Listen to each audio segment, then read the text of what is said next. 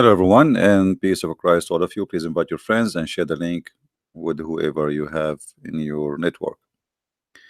Today, our topic is very important. Actually, I'm talking about it because yesterday I spoke to someone who was working in Middle East. Uh, Working in the Middle East is very popular for many countries, especially when you are from a poor country. Usually, most of those who work in the Middle East, they are from poor countries. And those who they are not from poor countries, usually they go to Middle East to have a very high, let us say, paid salary, which mean a person who is coming from Indonesia, Philippines, etc. Uh, they go and work for a lot less, even if they do the same job exactly a Western person do. If an American he go and to work in Saudi Arabia or in Jordan or in Lebanon or in Kuwait or all those countries, he will get maybe 5 6 times more at least than the salary someone will do the exact same job who is a Filipino or Indonesian, which mean right away you will face a very bad ugly discrimination starting from the salary. And the discrimination nothing except that's because you are a Filipino or you are an Indonesian, that's all. Even maybe you are better in doing that job than someone else. And this is the truth. And the truth always ugly. And nobody want to talk about it. But the salary is not the only problem. Uh, you know, usually when you are poor and you don't have better options, you accept anything. I mean, you have a family to feed. So you can't spoil yourself and say, no, I'm not going to accept this. Why you give somebody just because he is from England, you give him a salary which is 10 times more than me, or maybe 20 times more than me. And not only that, you give him a very good accommodation. Filipino people, they put them in a small, tiny apartment in the shelves in the top of each other. Same for Indian, same for an Indonesian, as if they are not a human. But if you are coming from England or from Belgium or from France, they give you an apartment by your own, and even they provide you. Mostly, they give you, like a car. So it's just because you are from a poor country, you are going to be humiliated, and that is the truth. Now, is that the only problem a person coming from a poor country to work in those countries will face? No. You see, when you are coming from a poor country, that's mean your country is not powerful. That's mean they can do whatever they want to you, and your country can do nothing about it. And that will lead us to tons of problems. Women rape, women trafficking, sex slavery, working without salary. Not only that, anytime the one you are working for him, he can stop paying you and he accuse you that you stole from him, and they will believe who? They will believe you, the poor person who is coming from Indonesia or a Filipino, or they will believe a Saudi guy who is a local citizen and he is rich. For sure, even if they knew that he is lying about what he claimed, they will take his side.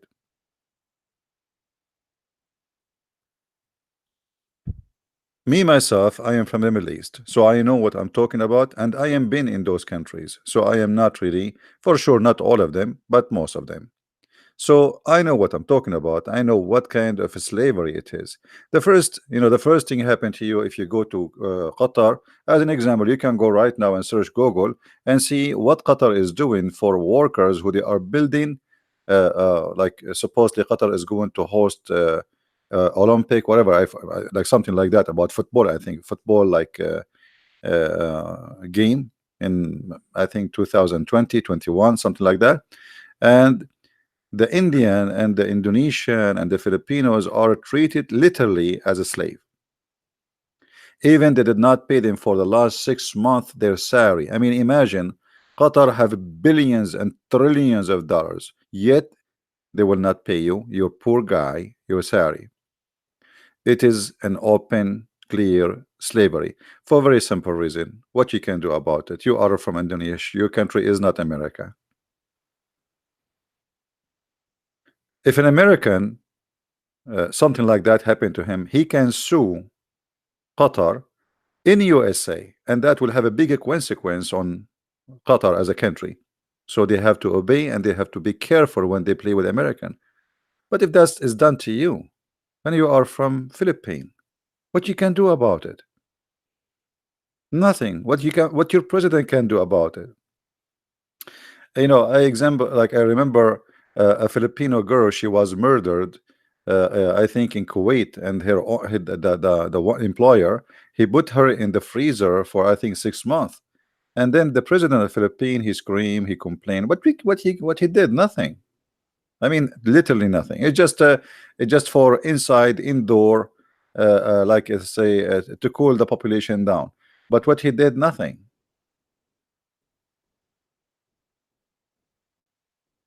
And until now, Filipino girls are sent to Kuwait.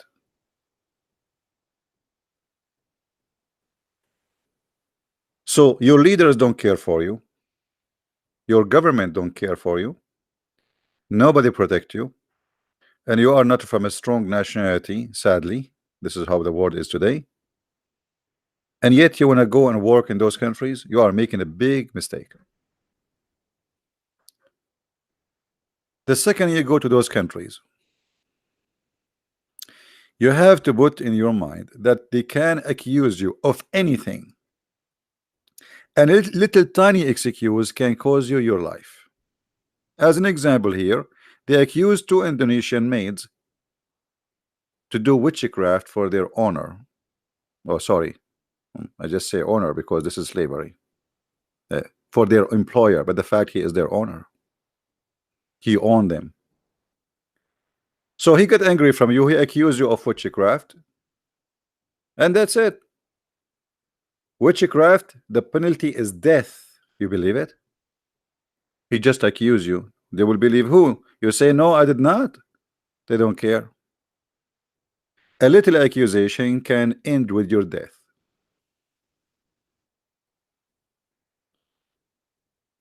Many years ago, more than 1,200 Indonesian girls went killed and went missing.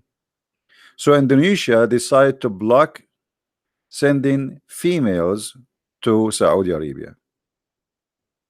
But what Indonesia did? Still nothing. What happened? Where is those 1,200 female were killed? Where is the killer? Have you ever heard in a world that there is 120,000 or 1,200 crime happened and we could not find one killer? Because all what they need to do, they rape you, then they kill you, then they dump you in the desert, and then they report to the police that you run away with their money. So now you are the victim. You are the criminal, not the victim. Now you are killed, you are dead, you are buried in nowhere. Nobody knows about you, and nobody will find you again. And if they find you, they will find your bones. And now in the record, you are a thief. All of this is coming from the Quran, because the Quran says it clearly that Allah, He made it lawful for Muhammadan to have abuse for their slaves. You know, the Muslim, they say, do you know that the first one who called for Allahu Akbar was Bilal, the slave? The question was, supposedly, is Islam treating the slave good? Well, if Islam treating the slave good, why Bilal was the first one to be called to call for the adhan? Because he was a slave. The white Arab man, he is not going to wake up 4:30 a.m. in the morning to scream loud without microphone at that time. So this is a job for a slave. That alone is humiliation. And why Muhammad, he did not free the slave? Why he have slaves? So they force you, they destroy your life. Imagine here in this article I'm reading, which is not really new for me, Indonesian girls, before they send them to the Middle East, They tell them we want to give you a shot, and this shot's supposed to be strong, and later they find that this shot is to keep you like having your period running, or let us say you will not be able to carry a child in case you might have sex when you go there in Saudi Arabia, which means they are preparing you to be raped when you arrive to Saudi Arabia, and you cannot cause them a problem, because the only way you can prove a rape in such a country, if you came there and you have a baby, and then they can check the baby DNA and they will find who is he. But if a man he rape you and he jail you inside his house for a few days after the rape, then all the evidence is gone because there's no DNA can be found. So the employment agencies are working to make money out of your rape. Maybe they are from your country, but trust me, they will use you and they will abuse you to make money out of you, and they prepare you to be the victim for the employer. And by the way, this doesn't matter if you are an Indonesian Christian or a Muslim. They don't care, because according to the Quran says whatever you own and your right hand possess, it is lawful for you. And when you work for him as a maid, that's it. If you remember, the Quran says, force not your maid to do prostitution unless unless they agree. Chapter 24, verse number 33. So if you have a maid and you are going to work there as a maid, do you see it, people? If you are going to work there as a maid, you are equal to the slave. This is Quran. Force not your maids for prostitution when they desire chastity, and if you force them, Allah is all merciful. So not only they can rape you, they can force you to do prostitution. And if the women she go there, and this is why always they choose young, the second you see the employer looking for a young female, you should know that there's something fishy.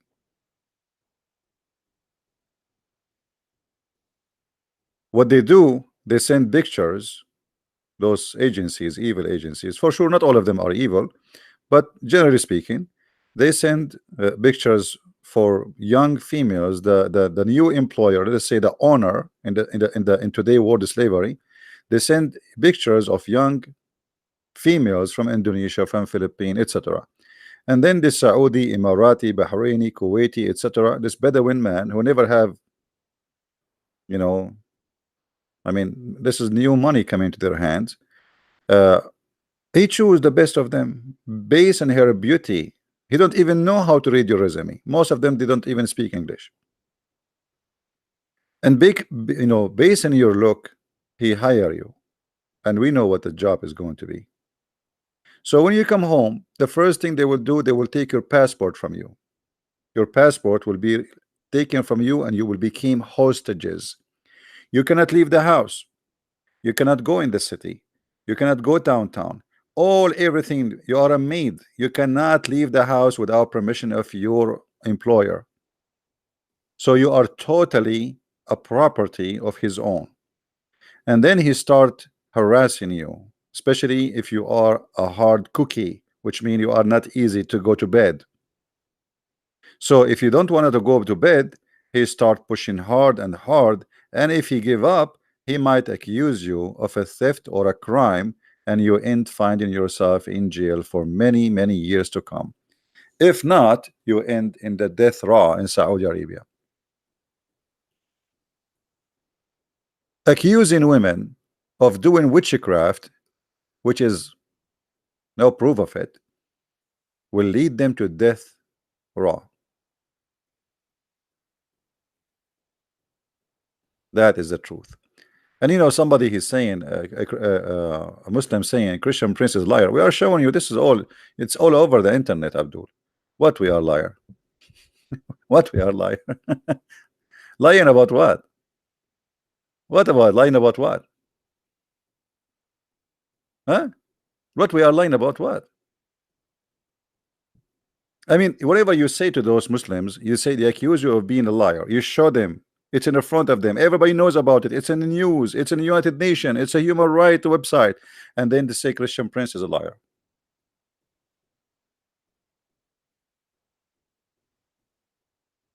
They are forced for sex. They are forced to work without salary. They are forced to do things which is not what they hired to do. As an example, one of the most famous things will happen to you when you go to the Middle East. In the agency, let us say, they told you the job you will work in a reception in a hotel. You go there, you find yourself you are going to work as a maid.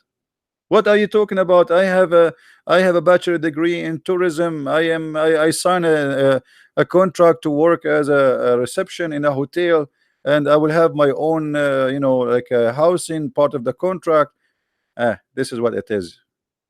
It's not up to you. It's too late.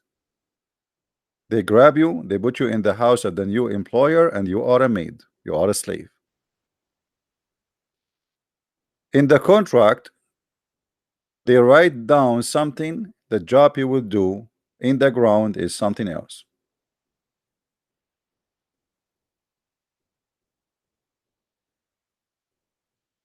So why people want to go and work there?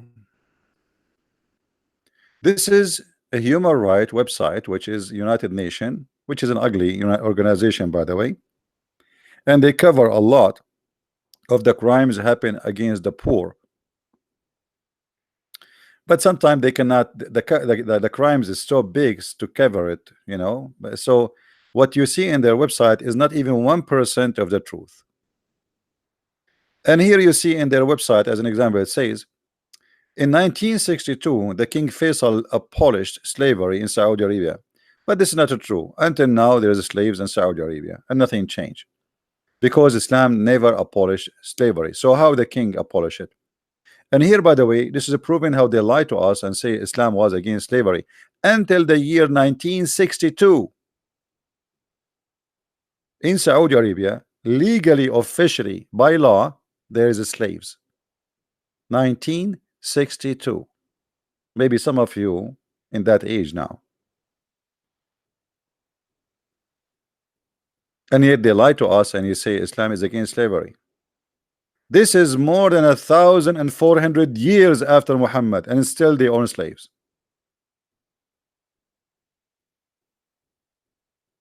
If Saudi Arabia, who is a very Islamic, they did not abolish slavery until 1962. So what is Islamic then?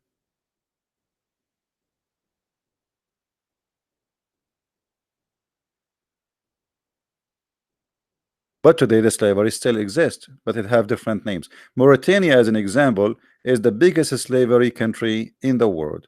More than 80% of the population are slaves. Arab, they own African. All those discrimination and human right violation happen in Saudi Arabia, as an example. And by the way, others are no better. But Saudi Arabia, we can say it is the most extreme dangerous place to live in and to work in. Sexual abuse is #1 concern. Violence, capturing, hostages, jail, false accusation, working with no salary. You go there, you have a dream. I'm going to go to Saudi Arabia. I will work there for 3 years. I will come back with some saving to build a little tiny house for my poor family. You work there, you spend your life making nothing. So why anyone want to go and work there?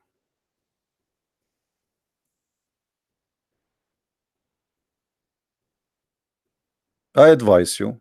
I know, you see, I cannot lecture you about what to do to live. I know there is people who they are poor. They are desperately trying to find a job.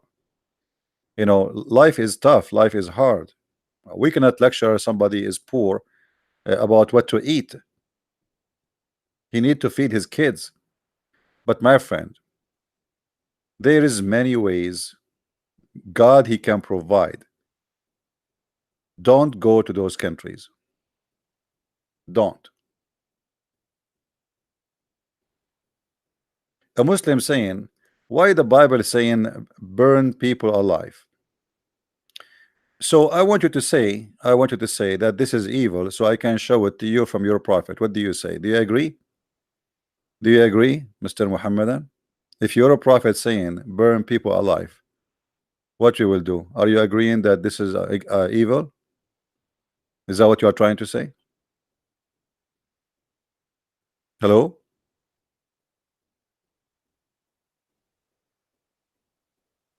Coward.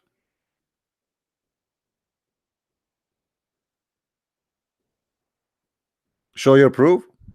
Do you like to call me live and I will show you the proof? Do you like to call me live? Do you dare to call me live in the front of everybody? If I don't show the proof, I will take vacation for the coming 3 years. What do you say?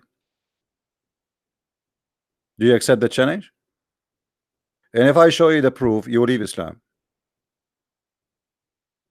You can't? Your parents are sleeping? Okay, wake up your parents, and when they wake up, let me know. Or let your daddy call me. Take care.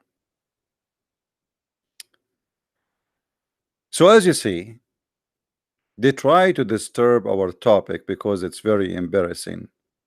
You speak to a Muslim about anything, and anything for a Muslim is offending. It's embarrassing. You know, the point of saying this is offending, that it is embarrassing. They speak too much about Islam make us good. Saudi Arabia executes Indonesian maid who killed a man attempt to rape her. Why she was executed? Is that fair? So now we have a poor Indonesian girl, and most likely she is a Muslimah. She working there, a Saudi man, he tried to rape her. She defended herself, she pushed him, something happened and caused his death. And now she is the criminal and she was executed.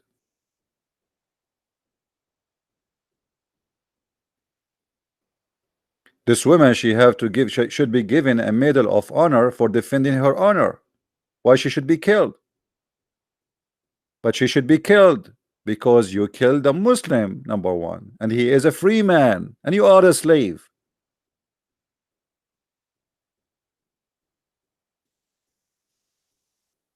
And that actually is kind of terrorism. So if you are a maid from Indonesia, from Philippines, you hear this in news. So if your employer, which is going to be your honor until you go back home, he tried to rape you, you will never try to defend yourself because the law will take his side, and as you see, they execute her.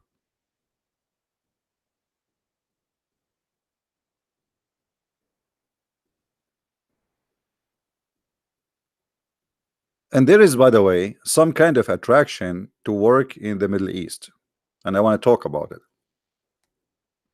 because yesterday I was speaking to a person who worked in the Middle East. One of the attraction of working in those countries that you will learn how to be lazy. Like number top reason to work in the Middle East is to be lazy because those countries, everything there goes slow. I call it turtle countries. It's a turtle land. Everything is asleep. They woke up 9, 10 in the morning.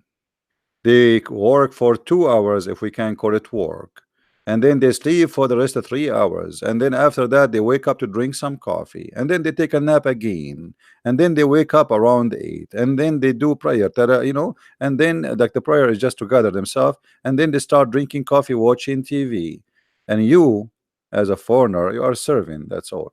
But it still is a slow country. So many people like to work there because yes, you are working there, yes, they are controlling you, yes, they are abusing you, but you learn how to be lazy. Your employer is lazy, so you will be lazy too. It's easy income, if we can say, an income you will not make in your country, and you don't do really too much effort to make it. But if you are a female, trust me, is going to come from a very wrong location. You will be his sex slave.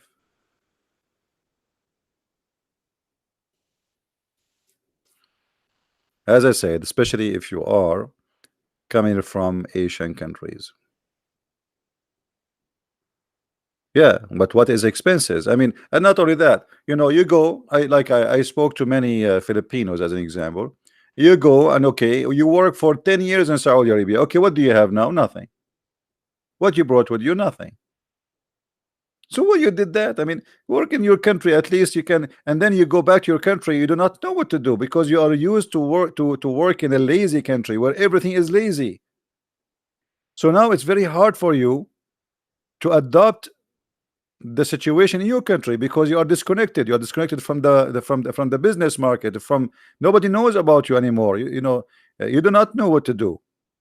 The job you can do there, you cannot do there. So you find yourself outdated. You earn nothing, you collect nothing, you save nothing, and you waste your life being a foreigner in a land. It is not your country, it's not your language, it's not your culture, not, and maybe you're not your religion. So what you did to yourself? Is it possible to raise the topic about Islam versus Christianity in the Middle East? My friend, there's nothing called Islam versus Christianity in the Middle East. There's Islam versus Christianity because Christianity is not a Middle Eastern religion. Christianity, Christ is not a Middle Eastern person. He's our Lord. He is for the Asian, for the black, for the white. This has have nothing to do with the Middle East.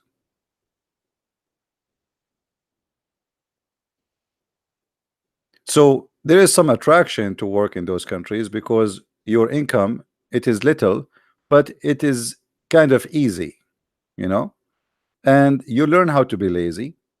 But what you can do with this income? Nothing.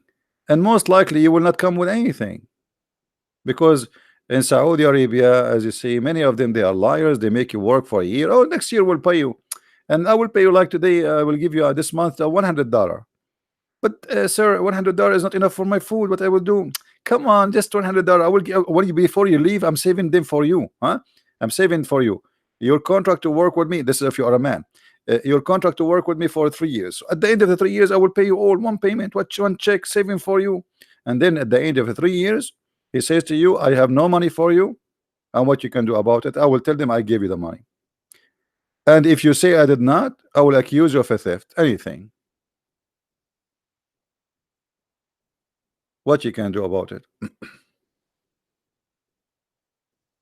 There is a video, and many might think in other countries can be better. As an example, yeah, what about United Arab Emirates? For sure, Emirate is better than Saudi Arabia, but it's not too much better.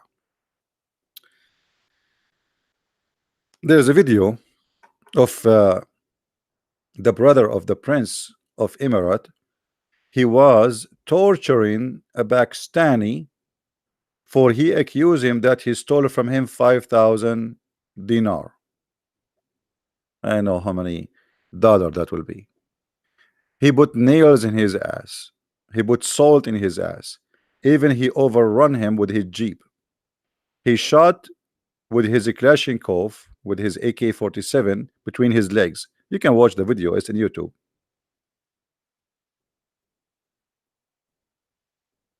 You are no one.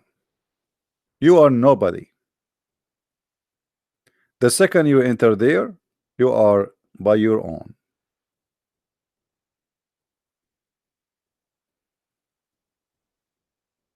And by the way, I'm not joking. You can search the video right now.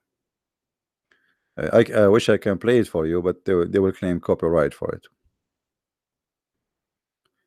The daughter of the Prince of Dubai, she have a video of her in YouTube. Search for it.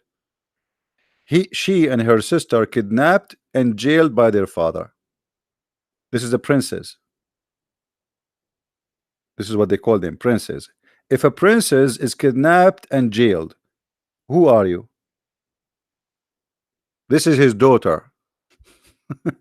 The daughter of the ruler of the country.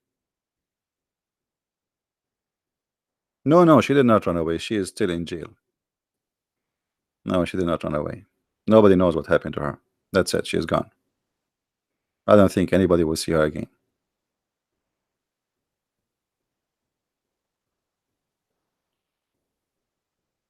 Uh,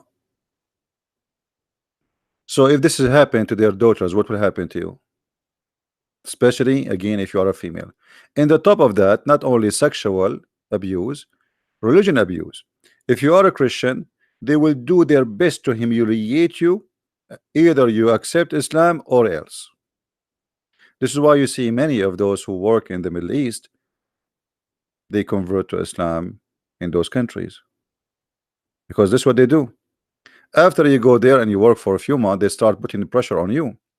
You know, the company really now is not really in need of too many people, and we are thinking to send you back. And you know, this is an Islamic country, so we favor to keep only those who they are Muslims or they convert to Islam. So they are telling you exactly what you need to do in order you want to stay in the job.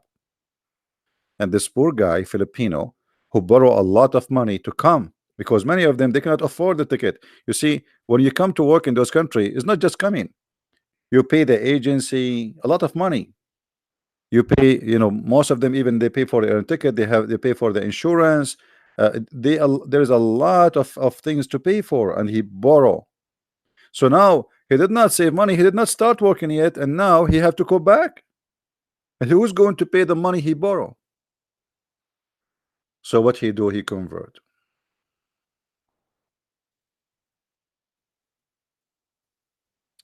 All the videos we make, they will be deleted. So what you need to do, guys, why you don't learn? I mean, why it is hard to learn? You can go to Patreon, or you search for the same exact uh, title in the coming 24 hours. You will find it all over. All my videos, I delete them. All my videos. If I keep my videos, I should have thousands and thousands in my channel.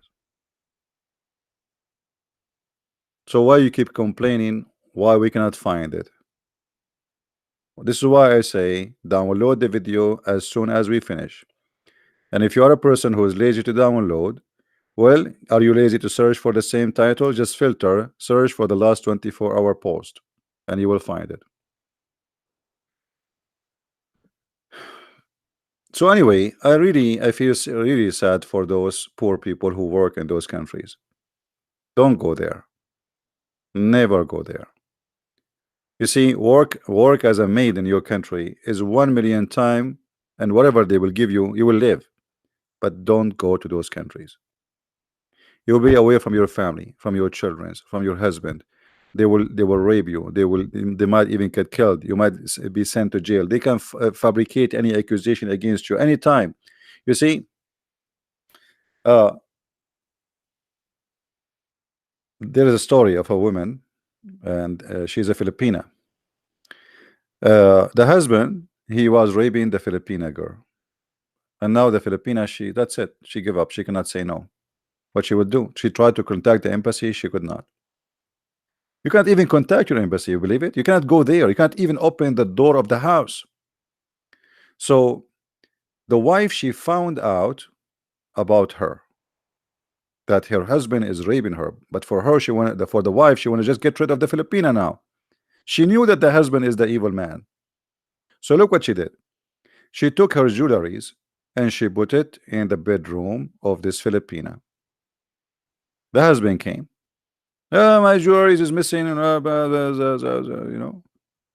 The husband, he said, okay, let us search for it. And she told him, why you don't search in the maid room?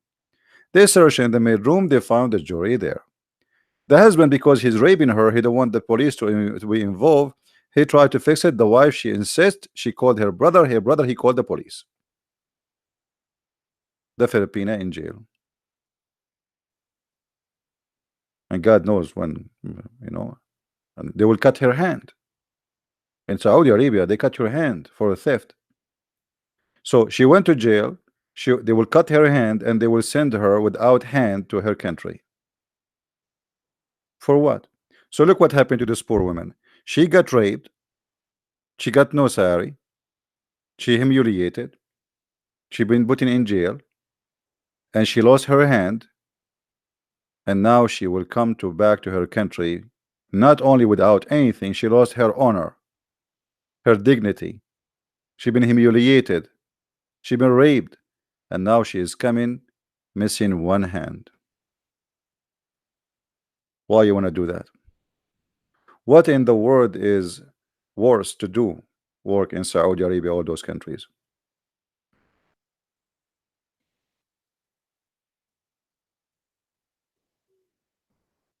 Oh, those stories are nothing. There's more ugly. Search the internet. Search the internet. Actually, there I have a video on my Facebook. You can see it about a Filipina. She is jailed in her employer house. Go and see.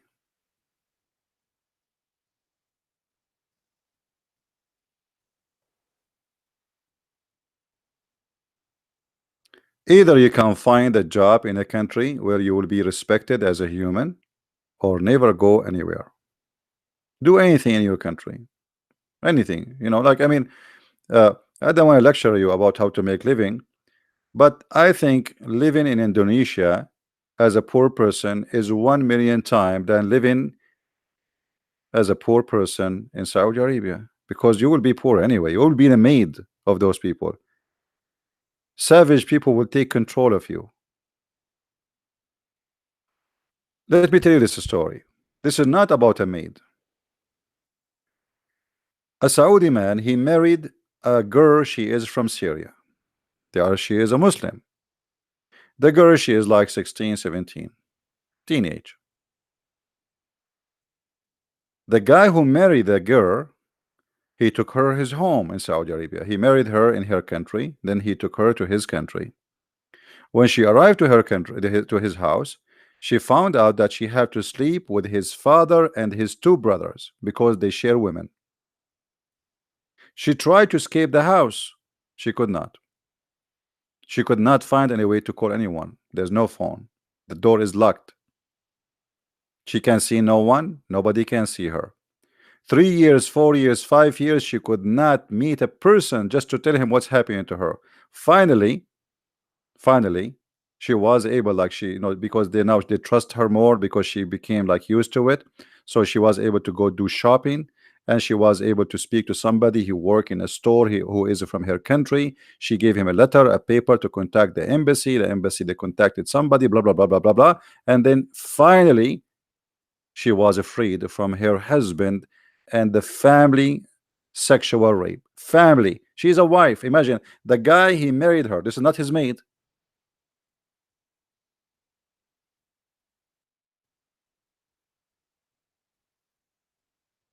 No, I don't have a Middle Eastern passport. I have only American passport. I don't want to have any Middle Eastern passport. There's nothing to be proud about. My Middle Eastern passport expired long time ago, and actually I don't have it no more. I have, many years ago, a bunch of kids, they broke into my house. They thought I have money, and they took a little safe I have, which there's nothing there except papers, and that passport was there. I have like degrees and passport, which is that passport. The American passport, it was with me because I was overseas. This is why they break in. I'm American from a long time ago. Anyway, this is not the story. But you see, there's nothing to be proud about, and I'm sharing with you what's happening in my own land with you. I'm not proud about what's happening there. I wish I can fix it, but this is how it is. And when you are poor, nobody really care for you. You see, I remember once when I was in the Middle East, we opened the TV, and then they say like 10 cars, they hit each other because there was a storm in Los Angeles. 10 cars. Okay, what we have with the 10 cars? Nobody even injured. We have more than 70 child. They die in a bus. They were going in a school trip, and they are not even reported in the government TV, as if they are not exist. But they have time to report to us that two American, they were in competition about how much they eat hamburger. So this is what's happening. If you are from an important citizenship, from a country which can protect you, then you know, your situation is different. But if you are from a country, sadly, your government is weak and they cannot stand for you, and maybe even they don't care. Don't go there.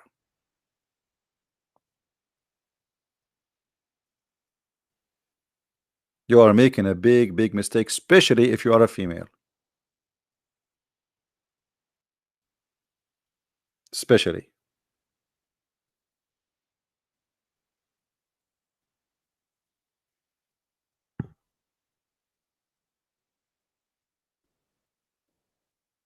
And the additional risk, as I said, it's being learning how to be lazy. Because working there teach you how to be lazy, and income is easier than making income in your country. So you work there first year, second year, third year, fourth year, and then after all the years you work, you find yourself you made no money really. Yes, you have better income, but you have no money. Especially like some people like from some countries like Philippines as an example. Filipino, they are very kind people, and when they start working, they start sending money to their families, and they buy gifts, Christmas gift, New Year gift, birthday gift. So a Filipino guy, he work all year there, he come back, he's carrying nothing but a bunch of trash in his back, a camera, iPhone, a keyboard. What, you are wasting your life for this? You know what I mean? You go overseas, stay away from your family. You see your family once every 2 or 3 years, once for a week or two. To come back with the camera, what this camera will do for you?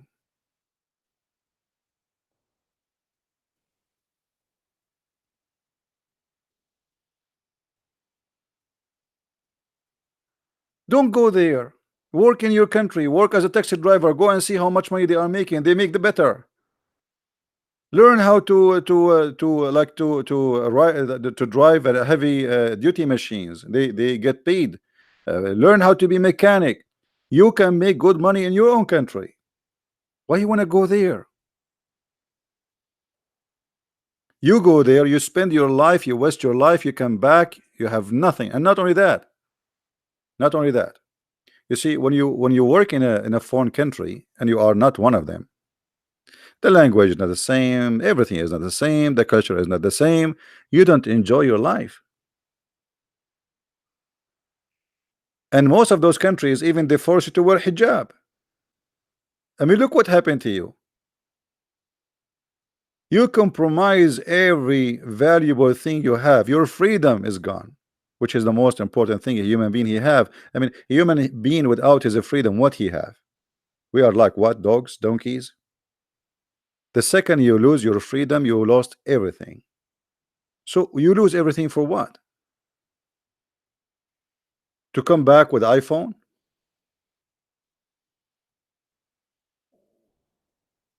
If you can't go to America, that's a good deal. If you can go to Canada, that's a good deal. If you can't go to Australia, that's a good deal. But you don't go to Saudi Arabia.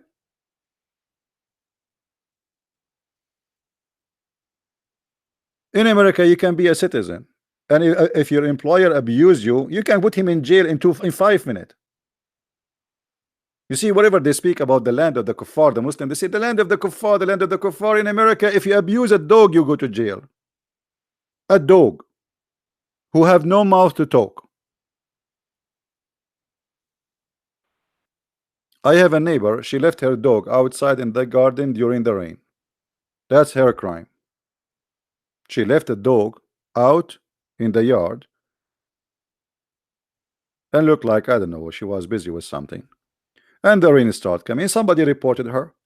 The police came, investigation, she have a court date, and she might go to jail for dog abuse. And yet they say America is disgusting.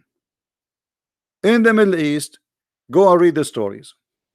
You sleep in the street, your employer don't pay you money. He says to you, go and find your way. You are a man, okay, I brought you here. I don't have money for you to pay you. Go, feed yourself.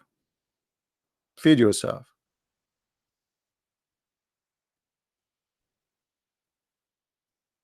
Hmm?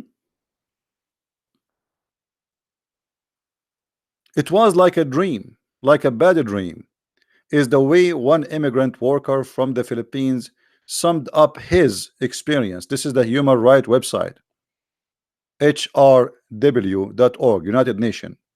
In Saudi Arabia, another worker from Bangladesh told us, I slept many nights beside the road and spent many days without food. It was painful life. I could not explain that life. A woman in a village in India whose son was beheaded following a secret trial. Secret trial? Why it's secret? Beheaded. So really, I feel sad for for people who they are from poor countries who are trying to make living for their family, which is very I mean those people are very nice people. They are trying to do something good. They are trying to teach their children, send them to school, feed their family. They are not doing anything wrong. But life, my friend, is full of wolves, and everybody want to take a bite of you. And those countries, a human right for them, it doesn't count. It does not exist. You are not even a human for them. They speak too much about God, but they have no God. What Jesus said, from their fruits you shall know them.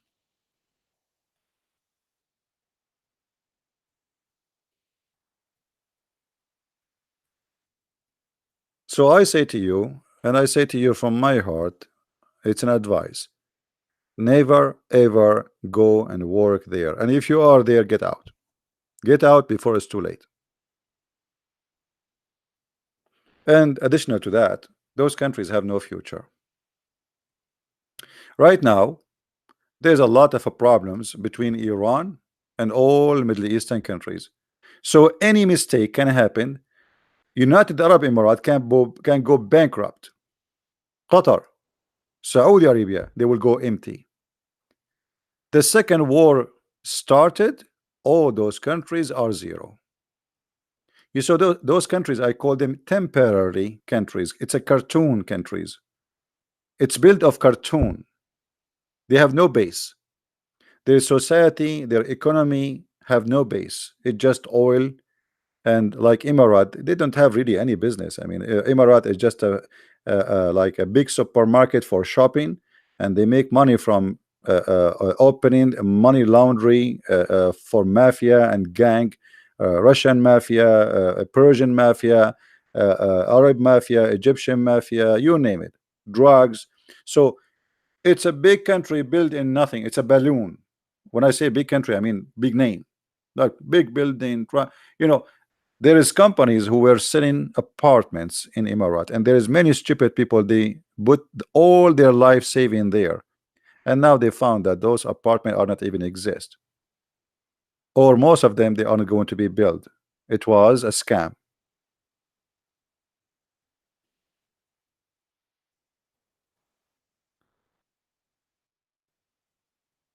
You have to be careful about where you invest your future, because remember, time goes. Like now, people hire you for a job because you are young, but how many people are here from the Philippines? How many people are listening here from the Philippines? Give me one, please, if you are from the Philippines. Do we have some Filipinos here? I think we have many.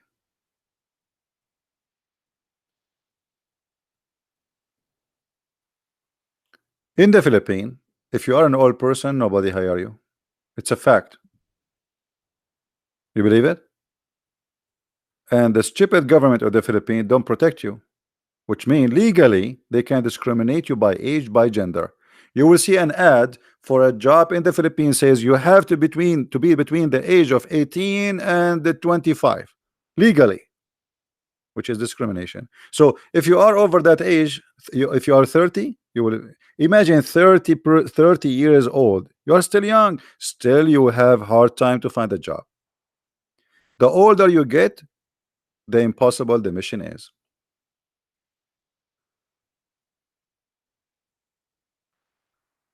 You see those countries always they have a supposedly new government and new president, and they play with their emotion, the emotion of the poor, and they promise them a lot of things will change, but nothing change. All of them are gang. Those like governors and leaders, they are liars. So the poor people, they go and vote and they excited and etc. We have a new senators and he promised us, and we have a new president, and now he like this guy, he's with the poor, and nobody with the poor. Nobody with the poor. When they come, you were poor. When they leave, they are rich and you are still poor.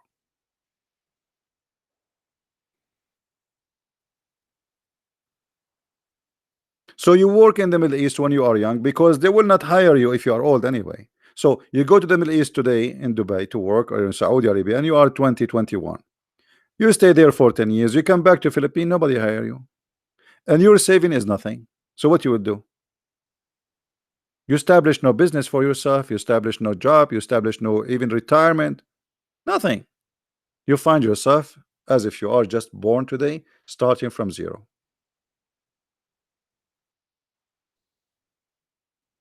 So I advise everyone from those countries, Philippines, Indonesia, wherever you are, don't go overseas unless it is a country where a human being is respected. America, Canada, Europe, yeah, but even not all of Europe is the same. Uh, but like those countries, you can have a future, even you can be a citizen. Otherwise, don't go anywhere. Stay home. Stay home and try to do anything you can.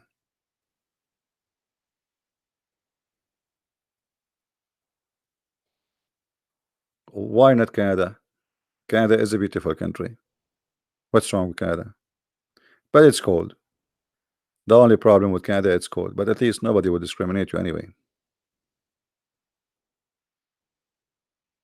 Uh, we are not talking about white countries. This is not true. There's nothing is called white countries. Actually, if you go in those countries, you will not find a white country no more.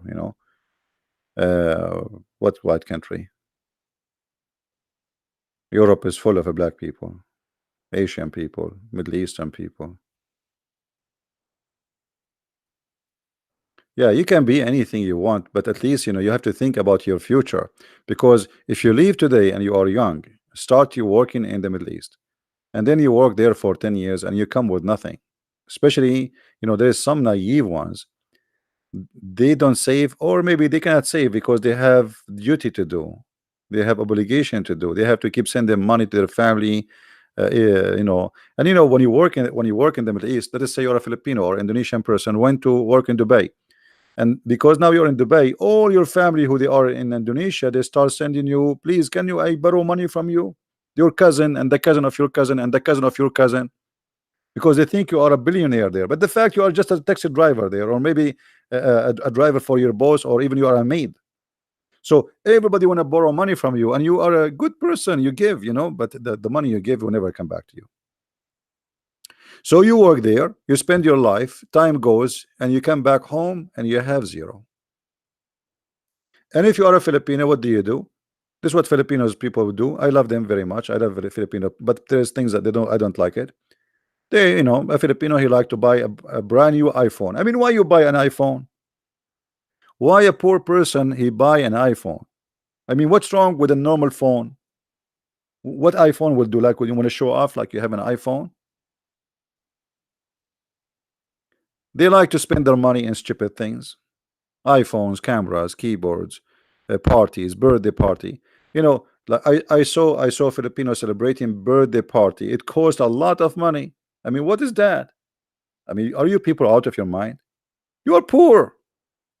What birthday party? And why you are inviting all those people and all this food? And so what, you fast now for the coming 2 months? You borrow money to make a party? Like life cannot go without a birthday party? So we have a bad habit, bad traditions, bad thinking involving our decision and destroying our future.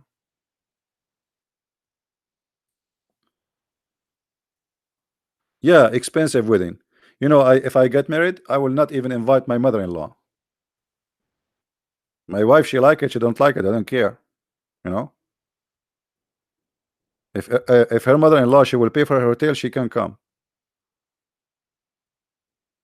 and everyone will come to my wedding have to bring his hummus with him. No hummus, even hummus, no hummus. You bring your hummus with you. You like it, like it. You don't like it. I mean, you are going to get married from this woman. That's it. Okay, have fun. The money you want to spend in stupid things. Okay, you have fun with it, and you and your wife go somewhere. I mean, you are a poor person. Have a roof for your house. You know, tomorrow the rain is coming, so you can, you know, sit down with your wife in a couch and you can enjoy your day. So you spend the day now for a stupid party, and tomorrow you have no roof and you pay rent. All right. No, it's not about being cheap, it's about being smart. You see, people, they spend a lot of money in a stupid one day night party. The dress is $1,000. The ring is blah blah blah blah blah. And then you invite all those people and who start gossiping about you. Why you want to do that? Nobody will like what you did anyway. They will talk about you. They will talk about you, about your wife, about her sister, about your brother, and they will rip you off after all the money you spent. So why you want to do that? Just take her to the church, bring a priest, you know, uh, uh, 5 minute wedding, and that's it. Take her in a tricycle and go to the beach like Tarzan.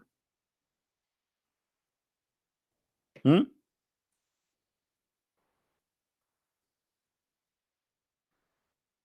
Who cares? They will talk about you anyway. There is people who make a wedding cost like $1 million or $2 million. Trust me, still people talking about them today. Why? They say they are cheap. I mean, all the money he have, only he spent $1 million. It doesn't matter what you do. Nobody will be happy. So why? What's the point of this? Are you getting married or getting ripped off? What the purpose of this project? I mean, people get married to have a family. This tradition of having a big party, spending too much, you can, and if people loves you, but really they can come and enjoy, have a party with you without spending anything, you know, some soft drink and some music. Okay, no problem, have fun, and we dance.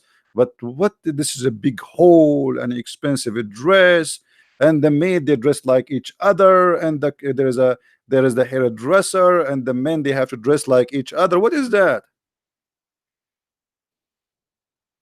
This is a tradition of the fool. Foolish. The money you want to spend in the wedding, spend it for your house if you don't have one. Which one is important?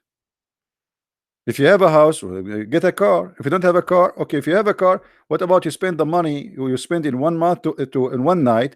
You can spend it to have a 3 or 4 month vacation with your wife, having fun in somewhere. But people like to show off, and this is, I believe, this is a stupid sign. Stupidity, right?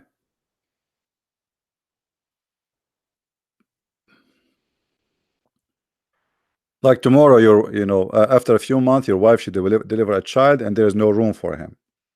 What you will say to your child? I borrow a lot of money to marry your mom. Your son, he will say to you the same as a Christian prince he said to many, you are a donkey.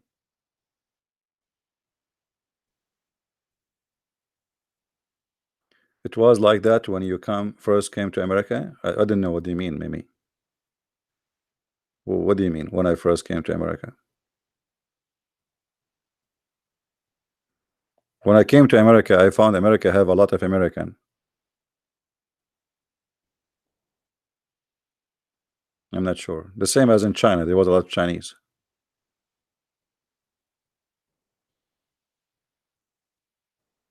Yeah, we have to be smart. We have to make a right decision, and and the future don't is not merciful for you if you don't prepare yourself for what's coming.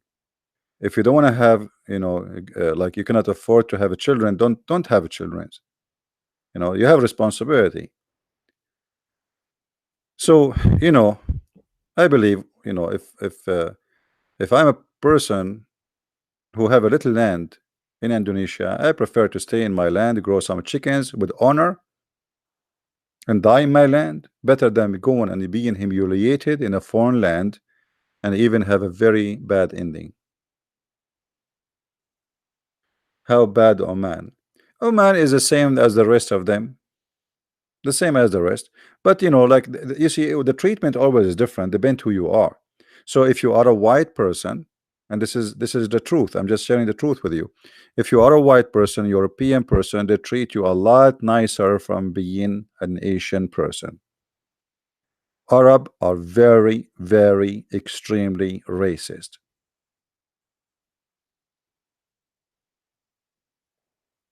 That is the truth. No, I'm not an Egyptian. Egyptian are not Arab.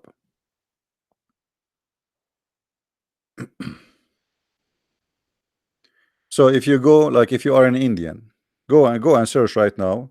Do you know that in Saudi Arabia you can work there but you cannot die there? A person who is not a Muslim, if he die in Saudi Arabia, he cannot be buried in Saudi Arabia. So what will we do now? Your family, they will pay all their saving, the money you made, so they can get you back from there. You cannot you cannot be buried in Saudi Arabia. It's not allowed. They have to ship you out because you are a kafir, you are dirty, you are najis. Even death, even after you die, they discriminate you. You have no place in this country to die. You can work here, but you cannot die here. If you don't believe me, search Google.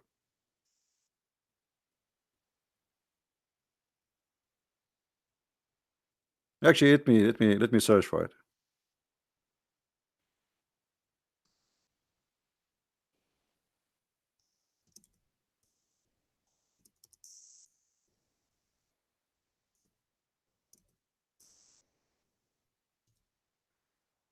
Let us see.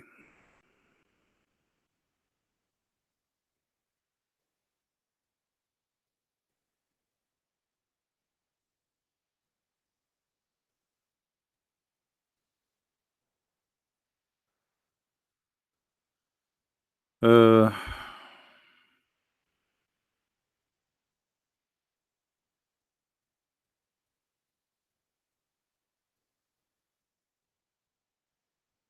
Maybe we need to search like why.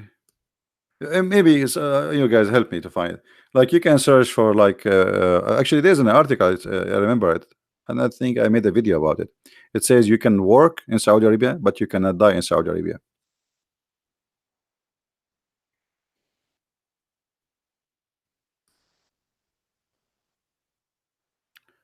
I need to find it. So if you work there and you die there, you cannot be buried there because you are an infidel.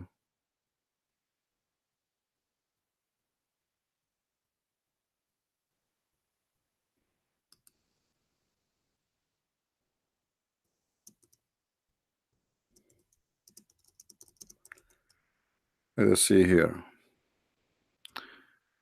I hate it when I type and then after I type the whole sentence, I find myself typing in Arabic when I'm searching English. Okay. Non-Muslim cannot be buried in Saudi. Let us see. Barrier of non-Muslim made easy. This is the article. Saudi Arabia welcome foreigners to work, but not to die. Here we go. Look at this one.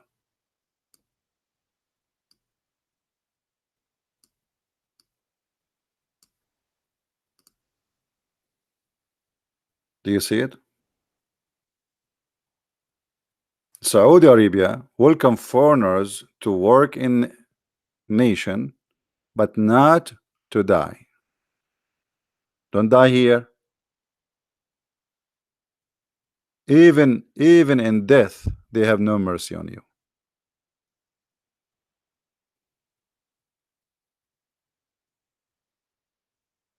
So why you want to work there?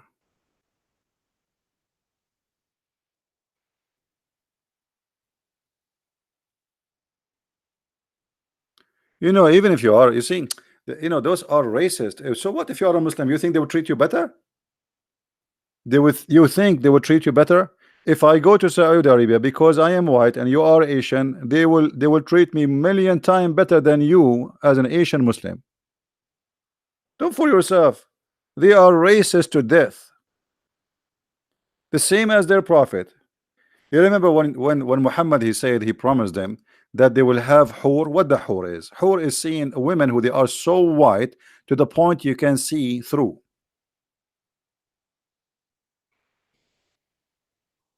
You can see through. What does that mean? It's mean they are so white. Why Muhammad, he promised them women so white? What the point? Because this is a racist community, Arab. Heaven for them is the heaven of the white people. There's no black people there. There's no Asian people there. So their prophet is the same as they are. Their God is the same as they are. It is a racist cult. So when he promised them, he promised him hur. Hur is from the word hawara, which is coming from the the you know the grape, like something you can see through. It is transparent. It's so white to the point transparent. If a person is so white, you can see his vein under his skin. You see that the blood, because he's so white. So Muhammad here is promising the Muhammadan that in the heaven, first of all, we show you many reference before, if you remember, chapter 27, verse number 82, as an example, where Allah, he will make all non-Muslim black and all Muslims white, very white. And here, the package you will receive with those naked women who they are waiting for you, they are so white to the point you can see through the marrow of their bones.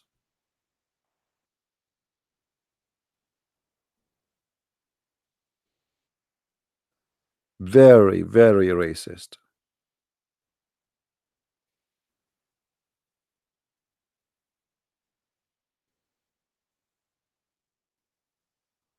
The wife of ruler of Syria is a white woman. I don't know what does that mean. As if he is a black man. The guy, the ruler of Syria, he have blue eyes. Well, what are you talking about? Syria have zero, zero black, zero Asian. They are all white.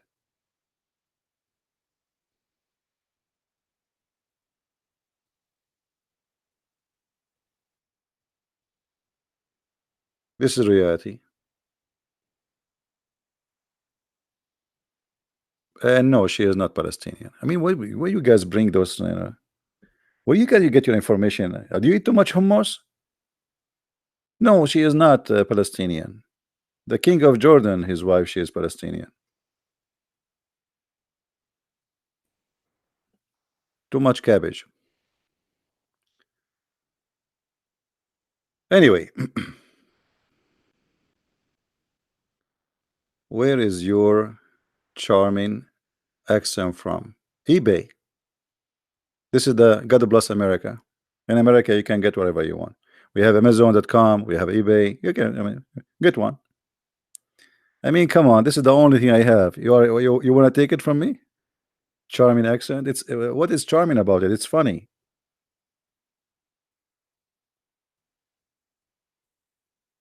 Uh,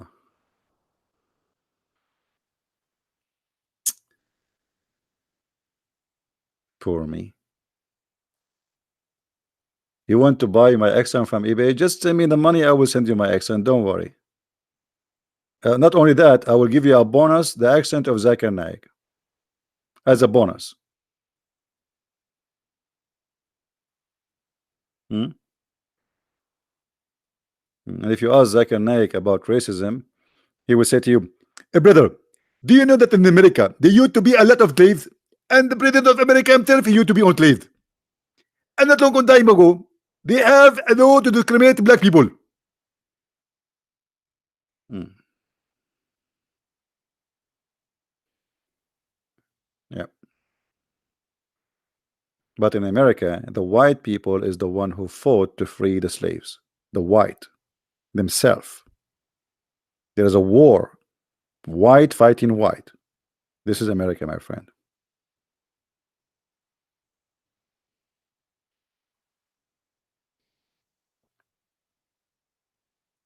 So anyway, I hope I did explain why you should not go and work in those countries. You are wasting your time. You are wasting your future. You have no you know, like, I mean, you have no future in those countries. What you will be there? Nothing. You see, if you stay in some countries for 5 years, you can apply for the green card citizenship. But in those countries, they would never be a citizen. They would discriminate you always. They will look at you down.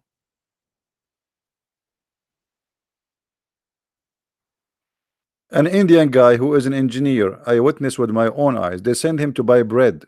I mean, look how humiliating it is. The guy is an engineer. The boss, he say to him, "Go and buy me bread." But can he say no? I mean, this guy is an engineer. He's coming to work as an engineer. What do you mean, go and buy me grocery? The poor guy, what he can do? He have to go. Either he go or he will be fired. He will make you a driver. He will make you buy grocery. He will humiliate you. He will ask you to teach his son. His son is like the 5, 6 years old. Come, come. Hey, Raja, Raja, come, Raja, Raja, come. I want you to come today after work. You finish work. Now you have another work to teach his kids English. The guy, he want his Arab boy to speak English. So the poor Raja, he work all day as an engineer. Then he do shopping, buying them grocery, buy them bread, and then he drive the women, the wife of the guy, to different place. And then after that, he have to teach the kids. So you go there to work as an engineer. You are a nurse, you are a grocery guy, you're a driver, and you are, even the guy, he wanna go with his wife somewhere to visit somebody. They ask you to come and sit with the children.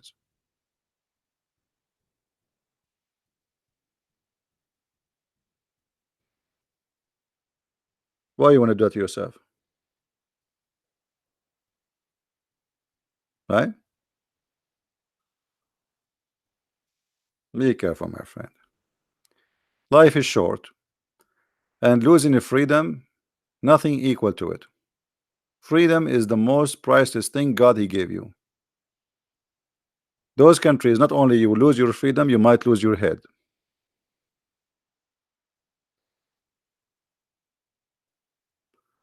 Fadmi will call you today. Okay, I can't sleep until Fadi call me, no problem. Canada is too cold.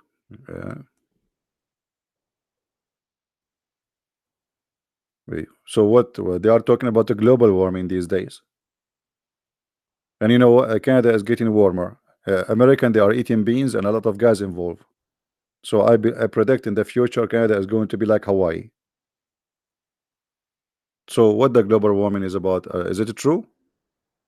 If a global warming is true, that means Canada is going to be Hawaii maybe in 10 years. There's a liberal woman, a Democrat from the Democrat in USA in the Congress. She said in 12 years the world will end because of eating beans. I mean, those people are really stupid. No, what? I don't know how those people they became Congress people. Just a party support you. Just be stupid, and those liberals they vote for anyone who's like them.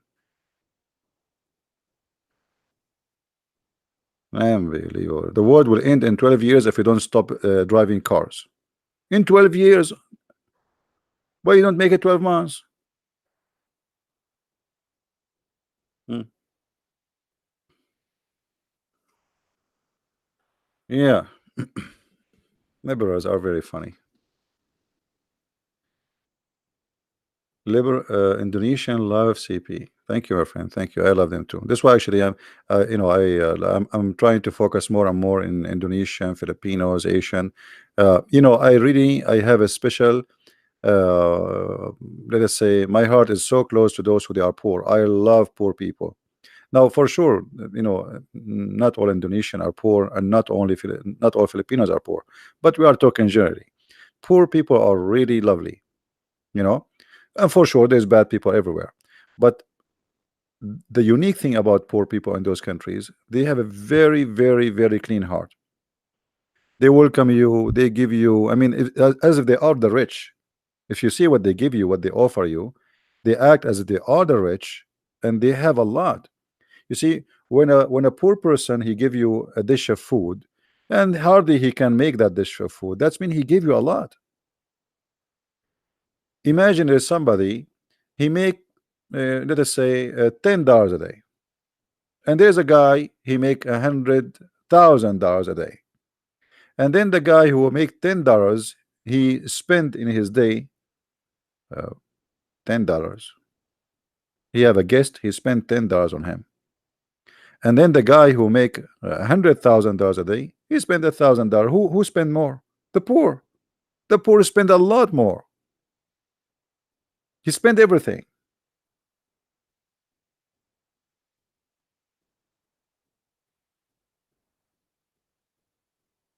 And poor people always, they are giving. There's one unique thing about them: they give more. The rich are cheap, usually, not for sure, not everybody, but usually rich people are cheap. This is why they are rich, mostly. And again, not everybody. Poor people, they open their doors for you. Once in England, I was going to visit somebody. I knock at the door of a woman. I don't know who she, I mean, it's a dead end. There's no numbers in the houses, so I don't know. I don't remember the house number two, but I know the guy, he lived there. So I said, okay, and my phone was dead. So I said, you know what? Let me knock at any of those doors. Those are neighbors at the dead end. They will know each other. So I knock at the door, and I stayed away from the door. Like I went back like 5, 6 steps. A woman, she opened the door, and she said, "What do you want?" I said, "Is the etc. he live here or he's around here? You know him?" She starts screaming at me. She wanna call the police. She have a very nice villa. I just knock at the door. I did not ask for food. I did not ask for money. I did not ask for shelter. All what I said, where does this guy live? Are you here coming to harass me? Are you here coming to are you wanna go and attack me? Are you staring at me? Are you look? And she is kind of old. So look, I mean, I did ask where the guy live. In the Philippines, wherever you go, you will see how friendly, how beautiful they are. You ask somebody in the street, even they say to you, yes, sir. Very polite, very loving people, especially the poor people.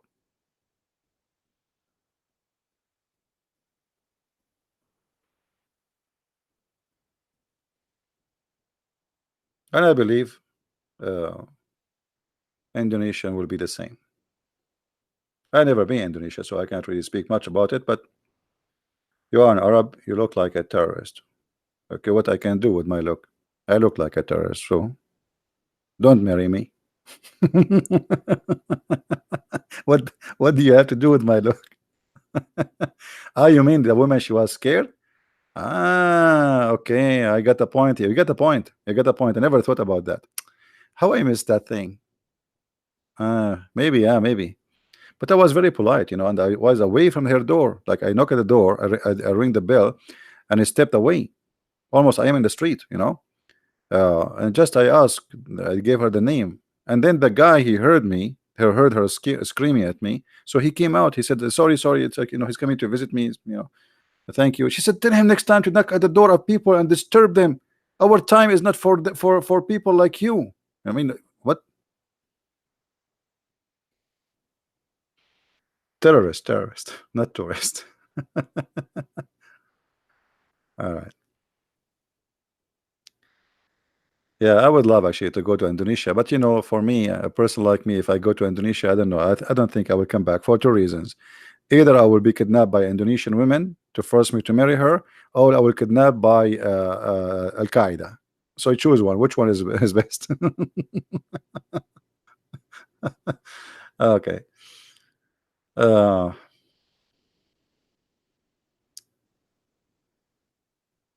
anyway, if you look like a Brad Pitt, who is a Brad Pitt? Talk to me in Arabic, man. I don't. Do you think I know the names of? Is that an actor, right? Brad Pitt. You expect me to know who is this guy? Is he? Do he look scary? Let me search his name. Actually, I look like an actor, but I forgot his name. Once I was in a restaurant. It's a restaurant and they have a band. But for me, I was just stopping. I was driving long drive and I need to have a break in my driving and I need to eat something. So I stopped there and then a guy, he came and he sat next to me and he said, by the way, I know who you are. And in my head, I start saying, okay, this guy, maybe he know I'm Christian Prince, but how you know? I was thinking about something different. So, and then he says to me, but don't worry, I will not tell anyone. So I said, okay, thank you. He said, but can you sign this for me? I said, sign what? I mean, yeah, like, and he started telling me, I have like my children, they will be happy to know that you sign. They always watch you on TV, and they watch me in TV. For sure, he is not talking about Christian Prince. Anyway, then later I found that I cannot give you the name of the actor because the guy, he insists he go and he come back. He insists, He said, can I take a selfie with you? I said, no, you cannot. He said, please, I'll tell you, I will not. I said, please, no, I cannot take a selfie with you. But the guy, he insists that he know me and he will not tell anyone. And later I found out he is talking about which actor, but I cannot tell you because then you might know how I look like, because really I look like a lot like him.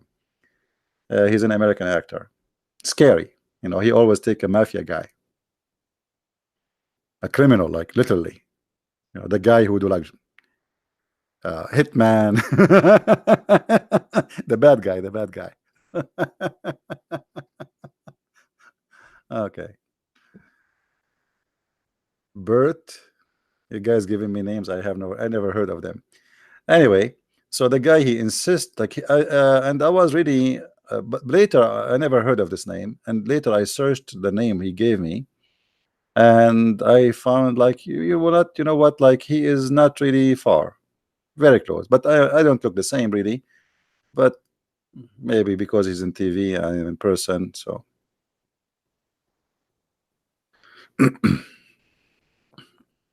Anyway, anyone have any question for us about the topic? Any Muslim here don't believe in what we said?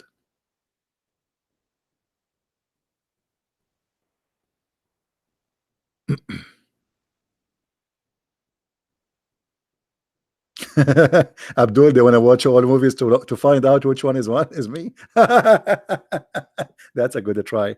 Unbelievable. Yeah, but you know what make it confusing about me for the Abdul, that always I say I'm black, blonde, African American from Japan. So good luck with that. I mean, how you can find who's that? Black, blonde, African American from Japan. I mean, what is left?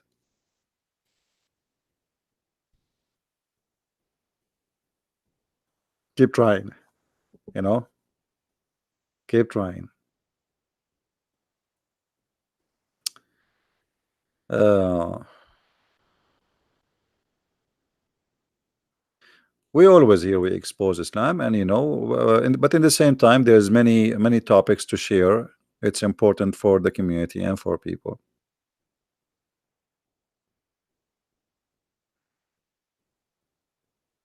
You heard that play Madrasat El Musharibin.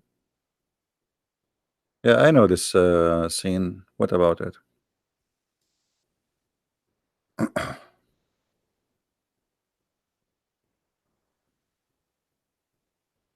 What's going on with USA and Mexico?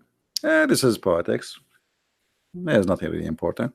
You see, you know, people, they see the appearance of a problems, but they don't see really the problem.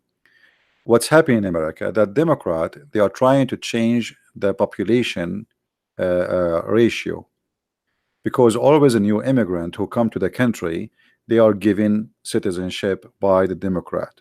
Republican, they fought and they fight that. So the more immigrant they come, the more population who vote for Democrat are there. And this is why Democrats are fighting to keep the borders open, not because they love immigration. They are hypocrite liars. It's a dirty garbage game. So people, they come from South America and they are poor, they want to work. I don't blame them. If you have a system which is broken, people can get in from the border. And not only that, in this country, if you are an immigrant, you can put your children for school for free, health insurance for free, just sign asylum, and even your apartment for free, which mean American don't get that. Me as an American, if I don't work, I will go homeless. But if I am coming as an asylum, the government have to give me at least for 2 years housing, free food, free health insurance. If I have children, they go to school for free. So Democrat, they want to have open borders in order to change the geographic population, which is going to vote for Democrat as usual, and that will make them win always. The Republican, they are thinking about protecting the country. In the same time, they don't want to change the demographic population. It's a dirty game. Will you debate Sheikh in June? I don't know. I mean, I'm here. You see, if somebody want to debate me, do you think you need to tell me I will debate you in 29th of June? I mean, if he's real, he would debate me now. Call me. You know what I mean? They are fake. There's a guy who challenged to debate me from 10 years ago, and he have an article challenged to debate Christian Prince, but he never come. I'm here every day. Making an article. Yeah.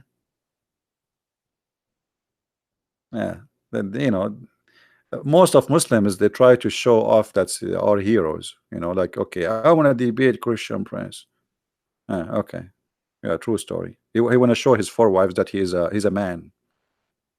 Brother, sisters, did you see what I did? I made an article challenging Christian Prince, and until now he did not respond. The coward.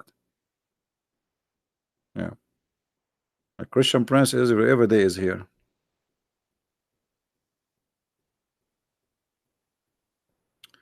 Sakar City. There's nothing it's called Sakar City. What's Sakar City? This city actually, it was Las Vegas in its time. The city of Mecca, it was literally Las Vegas, where people, they used to go naked, have sex, enjoy their time, 360 gods, and everybody having fun. After Islam, Mecca became an evil city.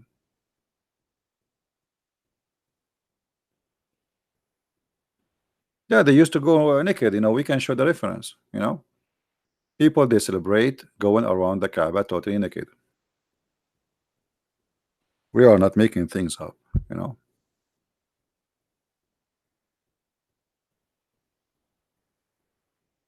See, this is the reference in front of you.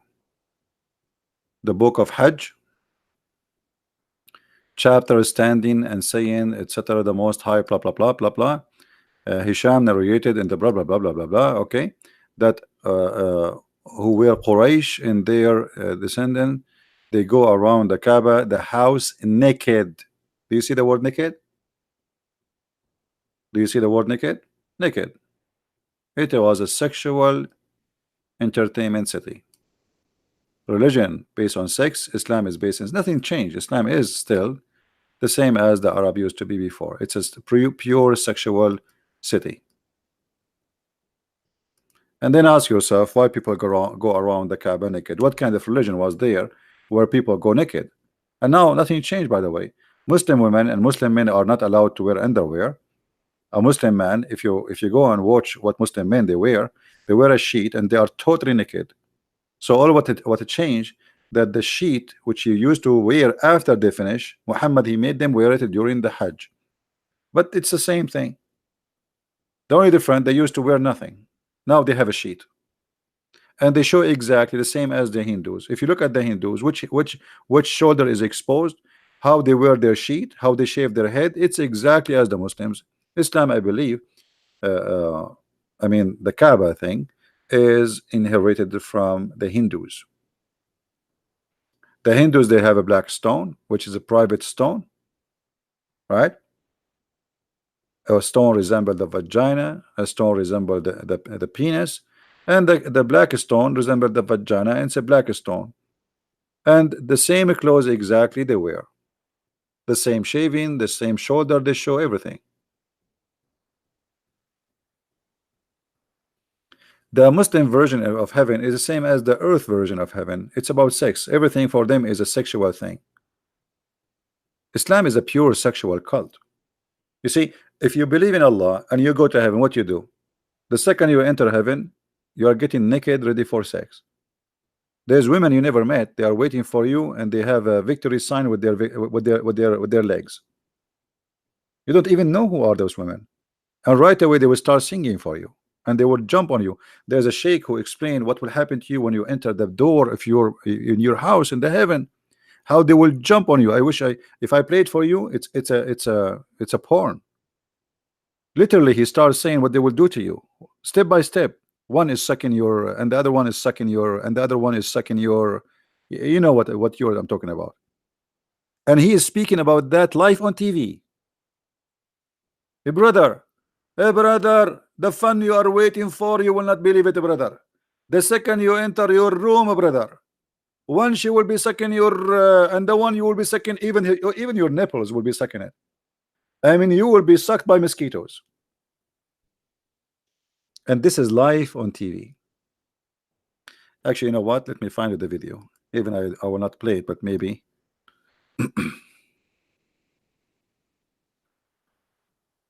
For reference.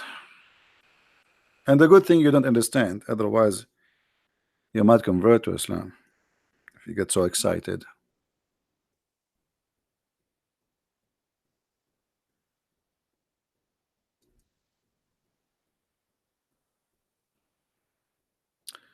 All those videos are description of the hur. Look at this picture here. Look. The title is "You Will Not Believe the Description of the Hur," and they have a woman wearing a clothes which is see-through. Look, this is the hur, brother. Do you see your hur future? The hur. You see her? Okay. And oh, look at his hand is open. A brother, the hur, a brother. Look at this guy. Look at this guy. He's looking at the sky, describing the whore. You know, getting so horny. This guy, he got killed, and he is waiting for the whore. All those videos speaking about the whore. Look at the whore, brother. The whore, brother. The whore, brother. Look at this. This one, she have a wing. She have wings, and she is so blonde.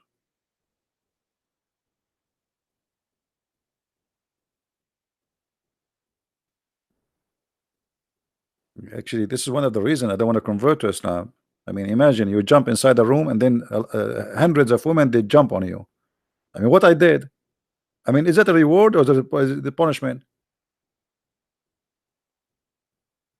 And what we would do now? There's like a ticket there, like one by one. They start with me, all of them in the same time, and all of them they sing for you the same song. Get my book, Sex and Allah, and you will see what I'm talking about. This was I made a book. It's called Sex and Allah. It's 2 volume.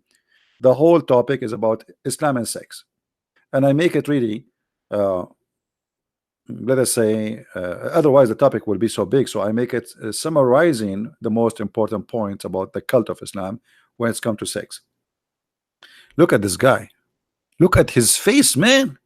Look at his face describing the whore for us. Do you see how much he is excited? Guys, do you see what other you don't see? Do you see? Do you see? This is the real Abdul describing the whore. Look at his face. Oh, give me something. I cannot see this.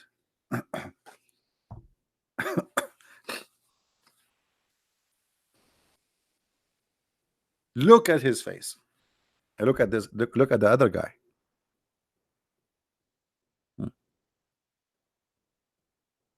Look at this guy. All those guys, they want to tell you about the whore. This guy, he is seeing whore when he is dying too. This guy is crying, saying, brother, the whore will come to us. Brother, each time we have sex with them, they will come virgin again. I mean, what fun? What is fun in that, man? It's even cheating. But until now, I did not find the video I was talking about. I did not hear those videos, so I don't know what they are saying. But I'm assuming all of them they are the same anyway. You know,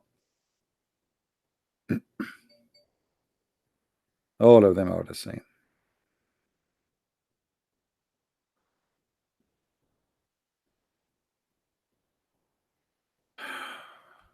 Where is the video? Until now, I did not see the video.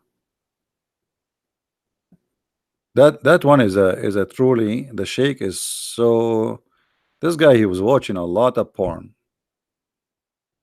I mean, look, I just searched for whore, and look what is this.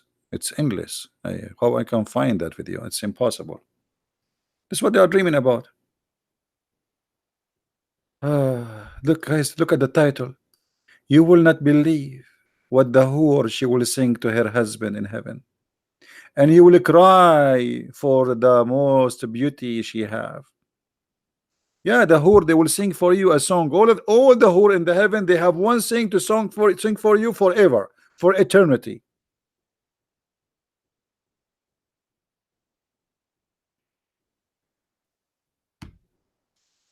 This is why when you go and work as a maid from Indonesia, for those people, they are sexually aroused.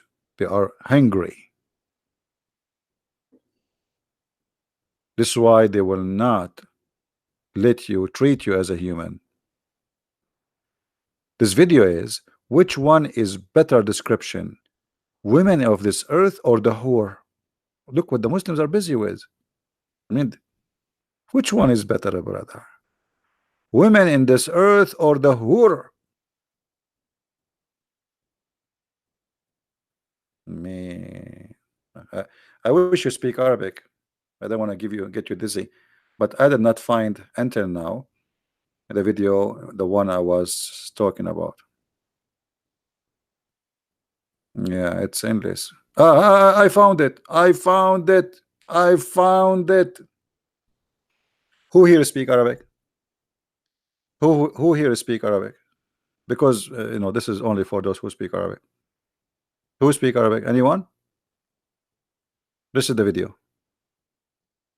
It's a pure porn. This is a sheikh speaking in the TV, speaking about how they will suck you. This is what I remember. You know what? Let me hear some of it. Hold on. That's how I can hear some of it without playing it, because I don't want just to be sure that this is the one. But I think this is the one from the image. And give me a second.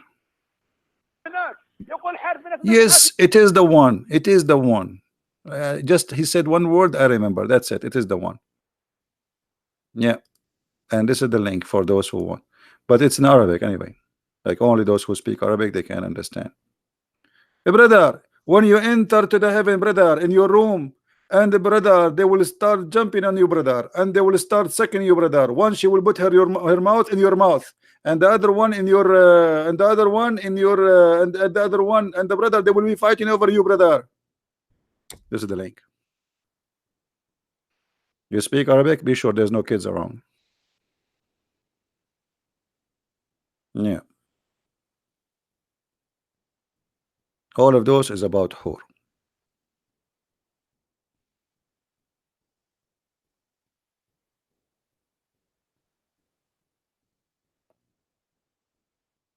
The description of the whore, what is that? This is the description of the whore.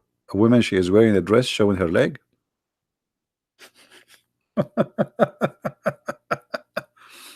Abdul Kader. Hey, Abdul Kader, why I'm lying? Do you like to call me Abdul Kader? Guys, we have a brother Abdul Kader here, and he is saying Christian Prince are a liar. Well, Abdul Kader, do you like to call me live on air? What do you say, Mr. Abdul Kader, brother?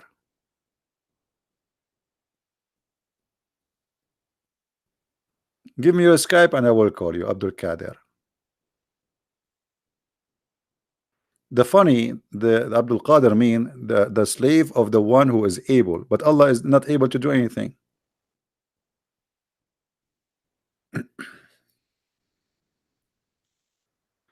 Do I dare to debate you in 2029?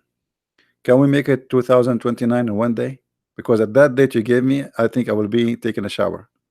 I'm an Arab. I take like that will be one century shower for me.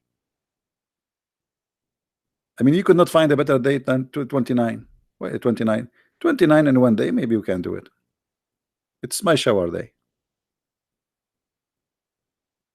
I'm celebrating 1 century shower.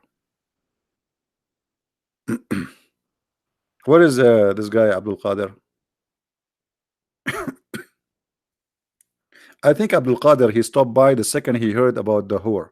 Otherwise, he wasn't interested in our title. But his ears start pinking him. They get it. They get pinky. Oh, sorry, not pinky. Kinky. They start getting kinky the second he heard the word whore. They can feel it, man. They can feel it right away. Those whore are different. They are unique whore. So he was walking by. The title is not important, but then he heard whore. What? Whore? Did you say whore? No, I did not say whore. I said whore. So because of the word, he got by and he stopped here.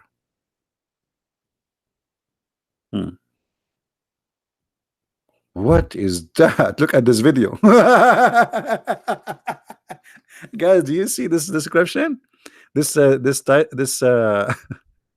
yeah, I think I think this picture is added by one of you, Alexander Phil. Yeah, he is here. Yeah, I think this is his channel.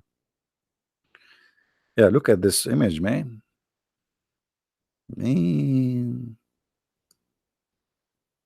So you are like, you will be sitting there and all those women waiting in front of you. Unbelievable. I cannot wait. I want to go and join Mujahideen.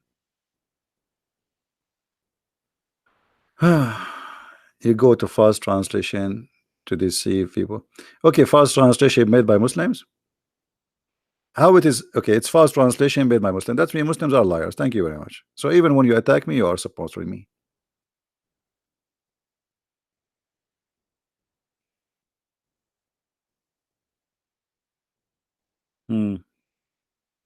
Muslims, they have false translation.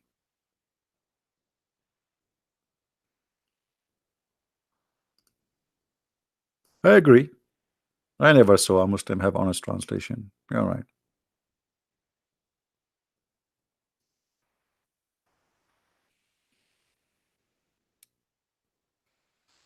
No, I think this guy maybe is just joking.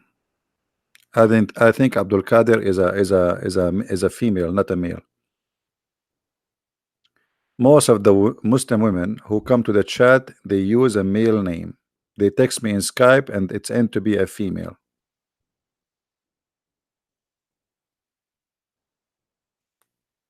Once a Muslimah, she sent me an email. It was a very threatening email. And she said to me, so what if your voice is so sexy? I hate you, I hate you, I hate you. And I was saying to myself, man, this is a very hateful email. I mean, what she meant by that? I could not sleep for 2 days after that. She want to kill me. She want to kidnap me. What does that mean? Until now, I'm thinking about it. I mean, this is a lot of hate. I don't know what is behind this threat message. So I think Abdul Qadir is the same. Abdul Qadir, do you dare to call me in Skype?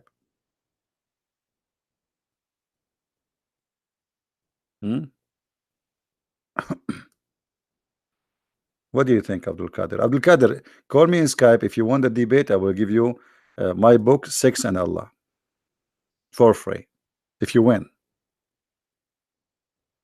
What do you think?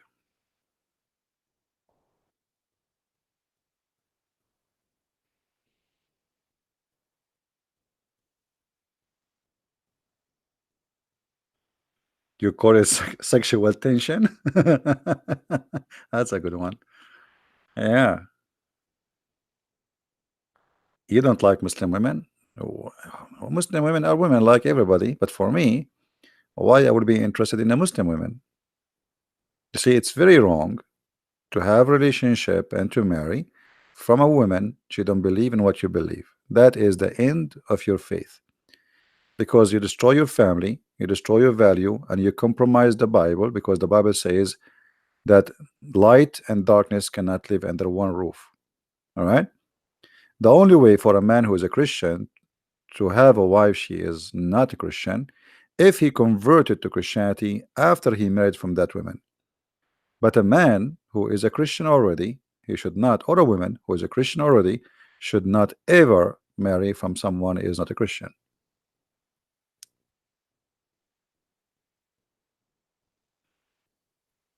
And why you marry someone not a Christian? I mean, there's millions of women there, they are good. There's millions of men, they are Christian. Go. You cannot find somebody. Your kids will be divided. You teach him that Jesus is God. He says Jesus is no one. You teach him that the Bible is good. He says no, the Bible is corrupt. It's evil. So why you want to do that to your family? It's stupid of you. And then mostly marrying a non-believer, he will corrupt you too. Why you want to do that?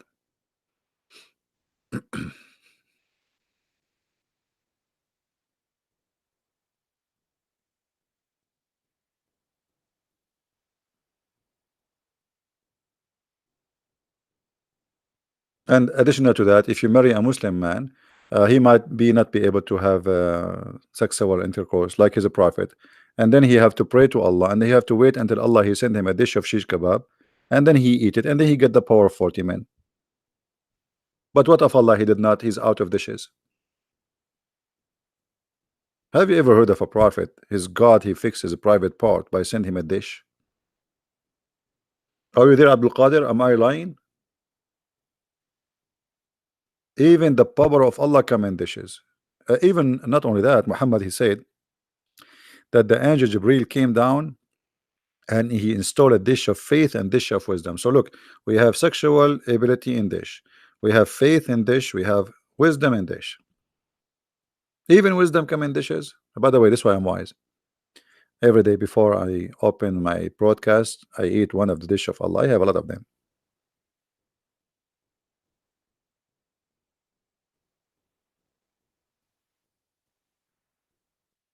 Do we have any Abdul Qadir there?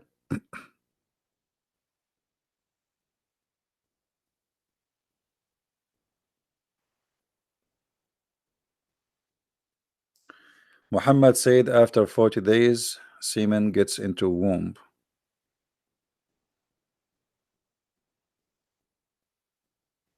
Well, and what are you asking me? I don't know what the question. I mean, semen, they live only for 5 days. Muhammad he says 40 or 50, they are not sure. Muhammad was almost close.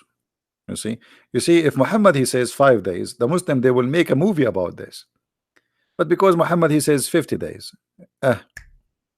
man, we wish we took a zero.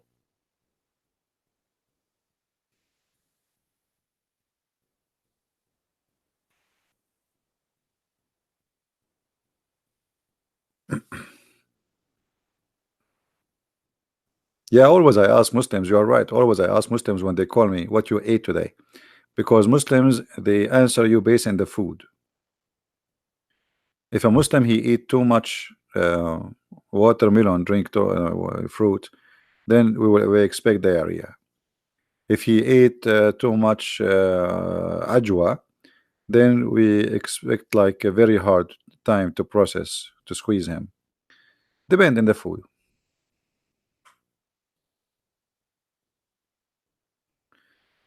Angela, you want to meet me one day? Why one day? I mean, what kind of meeting this meeting? One day? Why we don't make it 2 day? What kind of invitation this one? So let me guess. So you want to invite me to have, let us say, coffee with you one day. I look in the weeks, I could not find any of them. It's called one day, which means you don't want to see me. If you are serious, you will say Sunday, you will say Saturday, you will say Tuesday. But look what you choose. You choose one day. I mean, come on, you want to trick me? You think because I'm an Arab you can do that to me? You cannot. All of you want to invite me to your country one day. That's mean it will never happen. Name a day, make it Saturday, 10, what one day? Isn't it enough we have one Allah? One Allah, we cannot see him. One day we will not see him too.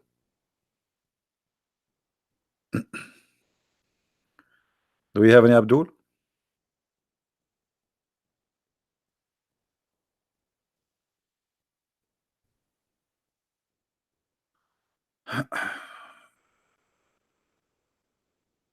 Hey Kevin, how are you? Is that you?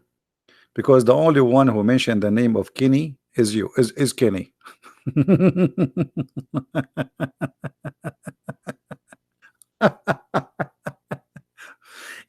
When somebody he tried to get attention, so what he do?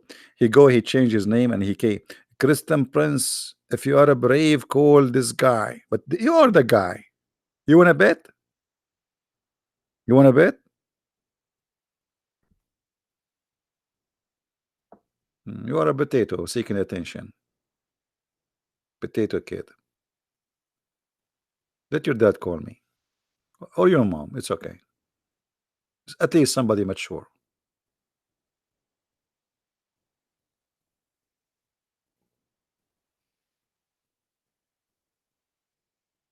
Andrew, where are you going, Andrew? Andrew, you think join our chat is the same as leaving? My friend, my chat is the same as Islam.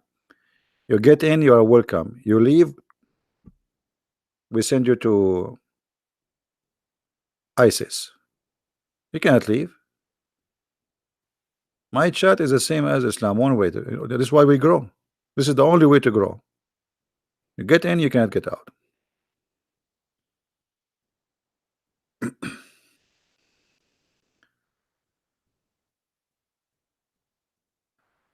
I want to make your laugh as my phone ringtone. I think, Hakuna, you hate your mother-in-law, don't you? And I think you will put that ringtone for the number of your mother-in-law. Do we have any Muslim?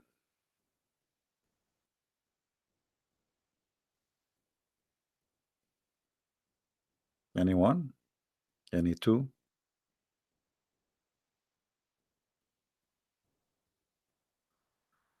Raja.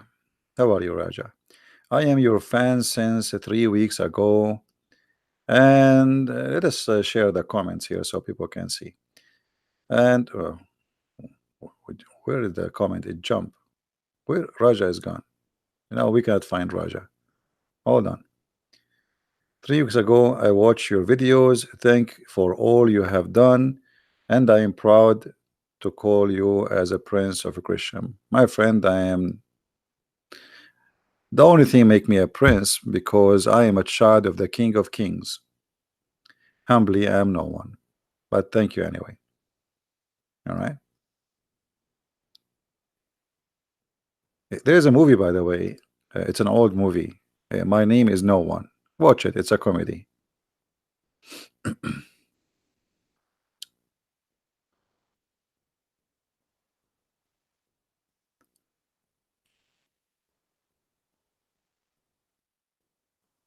Any Muhammadan?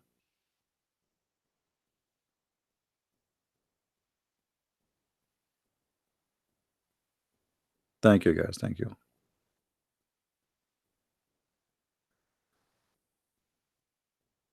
My wife can tell when I am watching CP. She hear me say it.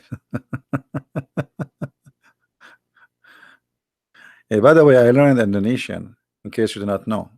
I learned how to say good morning and how to say good afternoon and even how to say lapuk. Islam is a lapuk religion, expired. So I'm going to open an Indonesian channel, and the only 3 words I will say the whole time I'm talking is good morning, good evening, good afternoon, and lapuk. You like it, you don't like it, I don't know what to do.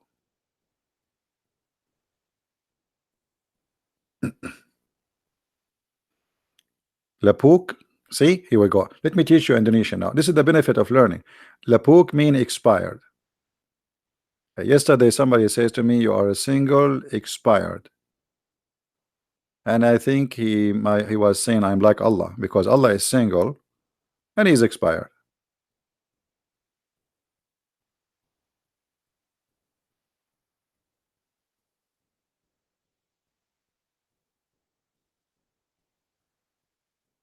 No Muhammadan?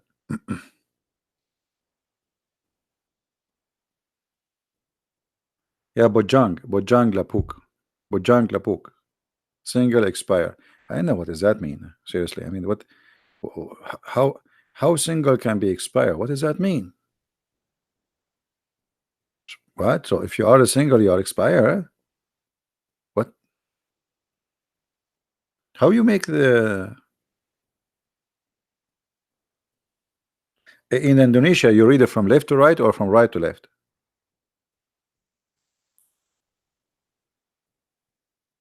You read same as English or same as Arabic?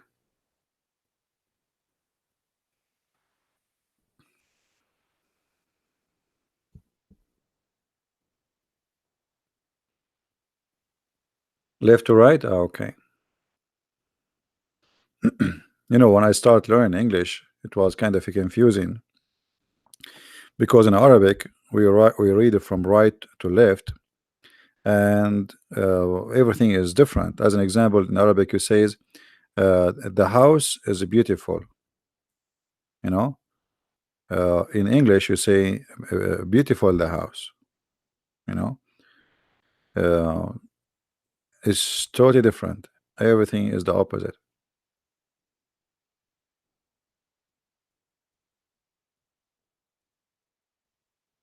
Do we have any Muslim here want to say anything?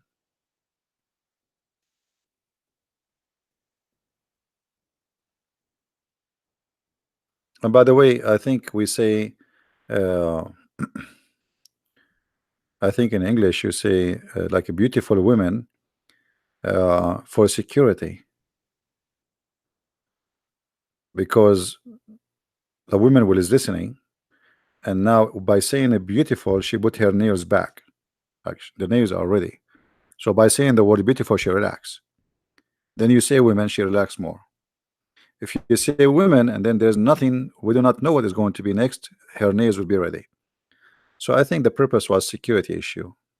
I'm just trying to think about the logic of the language. And this is why Muhammad, he always was using security language.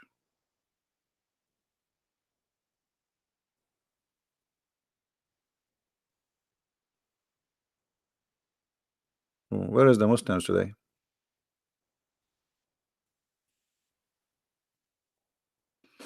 Hmm?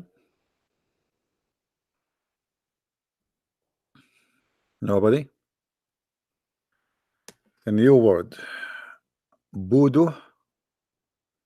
Voodoo. Voodoo, which means stupid. Voodoo. I will need this one. Voodoo.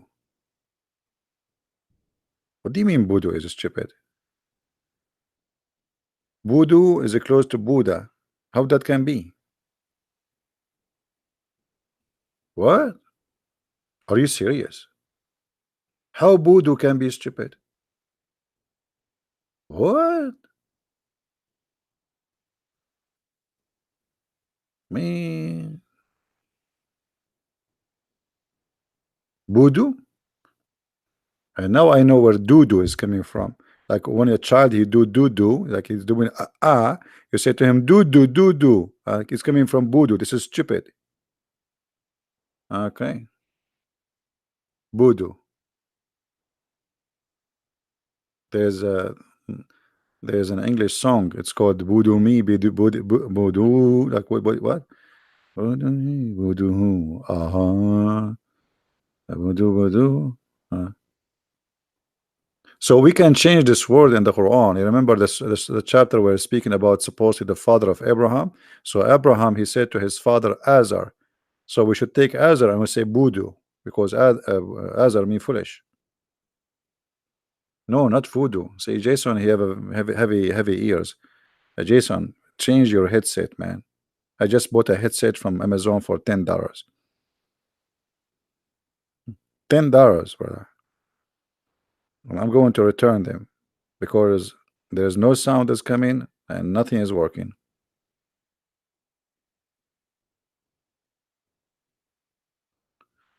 Can you help me? You helped me a lot to recover, break up my ex-Muslim girlfriend. Why you have a Muslim girlfriend? First of all, we as a Christian, we should not have girlfriend and boyfriend. That is not really, unless it's a friend thing. I mean, but it's a girlfriend, the way like people live together, sleep together. That's absolutely false.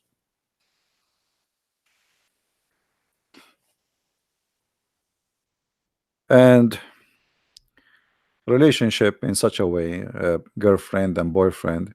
You see, if you have a good intention, life always is about the intention of what you want. So if your intention is just to have fun and to sleep around, I mean, at the end, you are the one who's losing. You might think you are winning, You're having fun, but at the end you are losing, because by time you will lose your ability to love any human being. You will not find a real love, because you abuse your feeling and you give yourself, your body, to many women. Same for the women. When the woman, she sleep with many men, then in her memory she have many men already. So what love mean? It doesn't make any. He's just a new guy. There's like just one more. So being truthful with one person, it have a reason. It's always, for for your best, for your healthy life, even your physical health, because there is there's sexual diseases. Those relationships bring a lot of problems.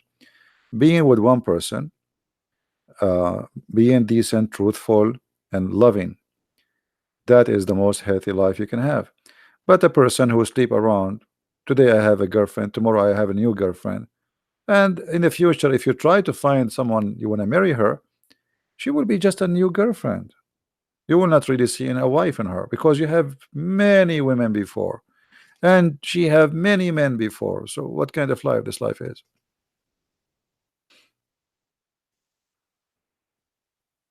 And then when you sleep with all the men who sleep with that woman before you, and she sleep with all the women who slept with you before her.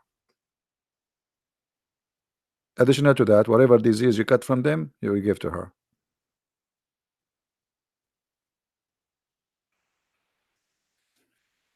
You see, there's birds. When their female die, they don't go to another female. They stay even until they die. Birds, they do that. Animals.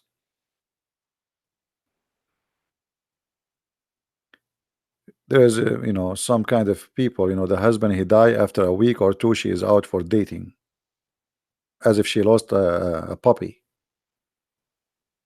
So this is why you have to be careful about you associate your life with who, because this future partner, whatever you call him, wife, husband, he can destroy your life.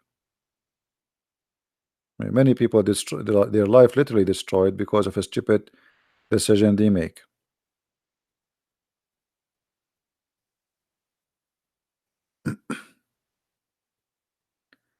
Like be gone.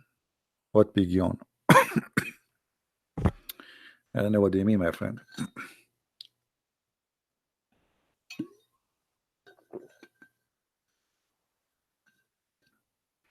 And by the way, boyfriend and girlfriend, this is an Islamic thing. This is not have nothing to do with Christianity.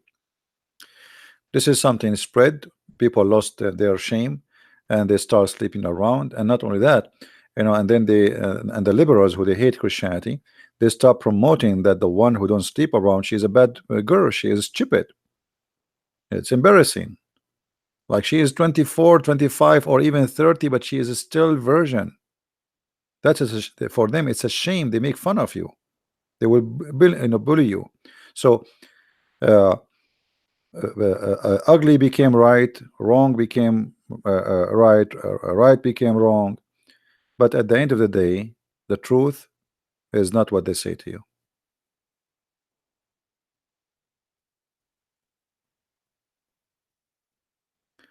More in Tawheed. I don't know what you mean, my friend. In Africa, Tawheed or Tawheed?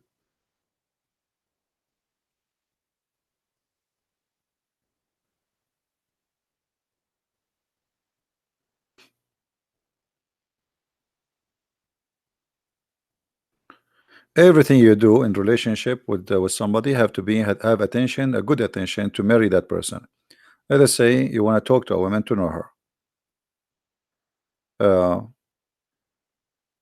and sometime you might find a woman, she is good, but there is something push you away from her. But still, in the beginning, even if you try to talk, it should be a good intention. Sometimes men is hesitating. Is that woman, she is good for me? Maybe she is not. I'm not sure. You need to take your time, but don't run into decision which can cost you heavily later. Take your time, be sure, because we as a Christian, we should not get married and divorce, get married and divorce, the same as the Muslim do. Because Muslim, they don't have marriage, they have boyfriend, Sex contract.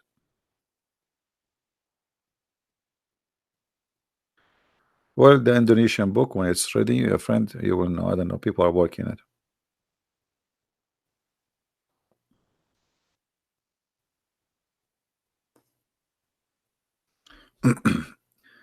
A Muslim, his name is Al Mahdi. He is asking me to explain verses from him, so he will convert to Christianity.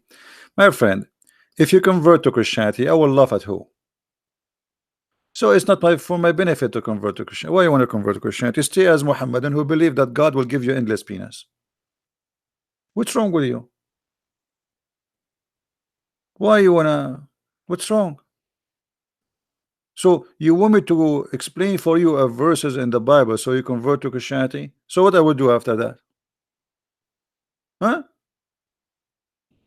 I'm going to import buy fools from eBay?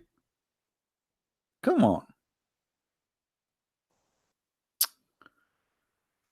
Oh boy.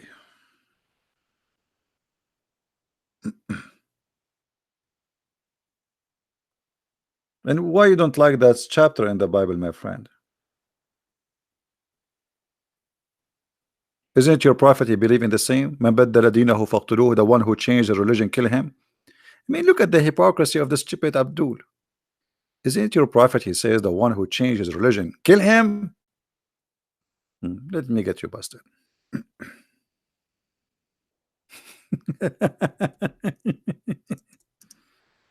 For the Jews, being a Jew is not only a religion, it is a citizenship. It is an identity. So when you leave them, you are betraying them. For a Muslim, why? This is your prophet. So if you are complaining about that verse in the Bible, as you claim, that means you are a hypocrite.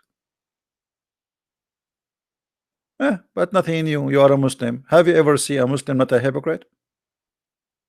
I explained it to you. I just did. I just explained it to you. The Jews, in their book, the one who betrayed him should be killed. Your prophet said, the one who leave his cult, the cult of Islam, he should be killed. It's in front of you. So what is your complaint? I'm not sure. Are you saying this is wrong? Are you saying that the one who leave his religion and the one who says kill him, he is a filthy man? Say it. Say it. Be a man. Oh, there's no screen. Sorry. No screen. Hold on. Here we go. Say it, Abdul. Exactly what it says in that verse in the Bible. You don't like it. It says in front of you. The Jews, they say the one who betray us, the one from you who leave us, who join and worship other God, kill him. So what's your complaint? Your prophet said the same. Are you man enough to say the one who says that? The Bible difference, the basic difference in the Bible, Quran, the Bible says to slaughter mother and father if they ask to worship other.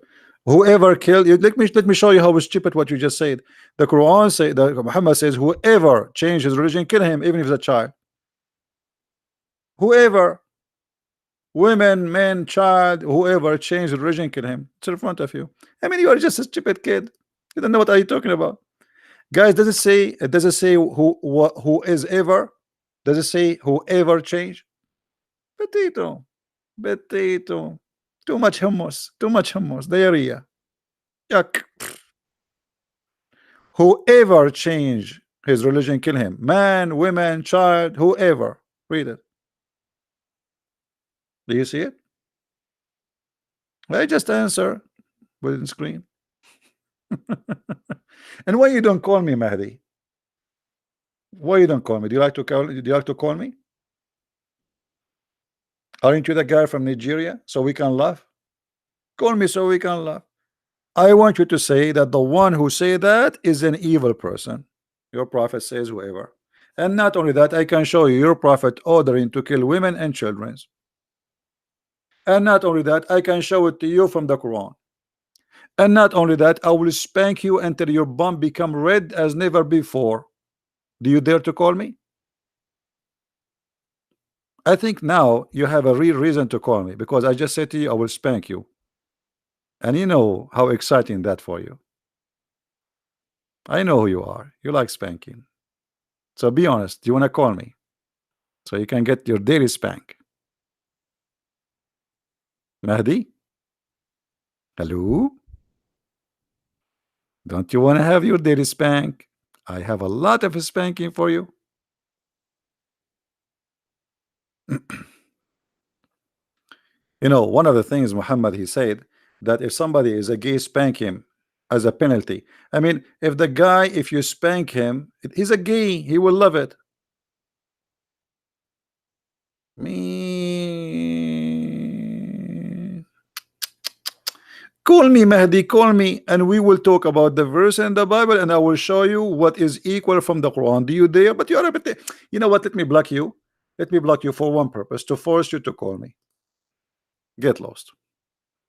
If you are man enough, call me. I have no time for kids. I'm not going to waste my time.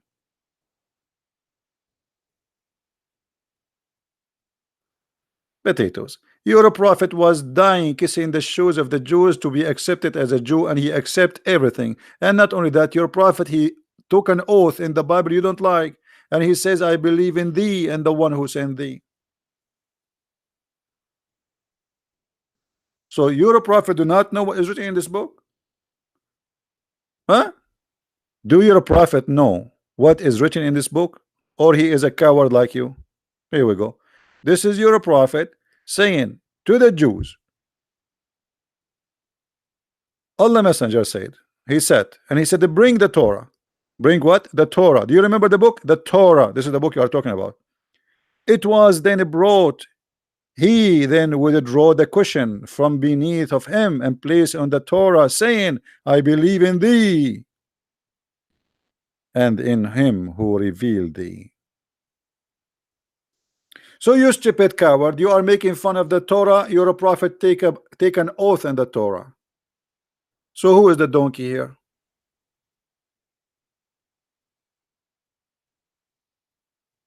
Sorry, who is the voodoo here? Boody boody boo, Scooby Scooby Doo.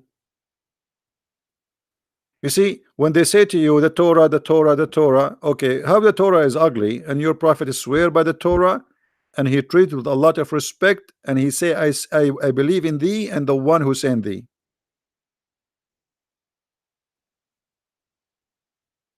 Hello, hello, it's me you're looking for. I made you look like a voodoo. Hey, I can block you again because you are a kid. You're a prophet, he swear by the Torah, as you see. I don't care. You're just a kid. Be a man. Change your name. You are a hypocrite and you are a coward. You say you don't accept what is written in the Torah, and your prophet, he accept everything in the Torah. So either you are a liar or your prophet was a hypocrite taking an oath in a book you don't like. Correct, guys? This is one of the signs of the hypocrisy of the Muslims today. Their prophet, he took an oath. He said, I believe in thee and the one who sent thee. And not only that, he put the Torah in the cushion, which means he treated with respect, and he put his hand on it, swearing by it. If you give me the Quran, I will never swear by the Quran. This is the book of the devil. So if Muhammad is a true prophet and the Torah is a corrupt book, there is no way a true prophet he will swear in a corrupt book unless he himself is a hypocrite, liar, and a false prophet. Correct, guys? Can Fadi Harun call me? No, he cannot.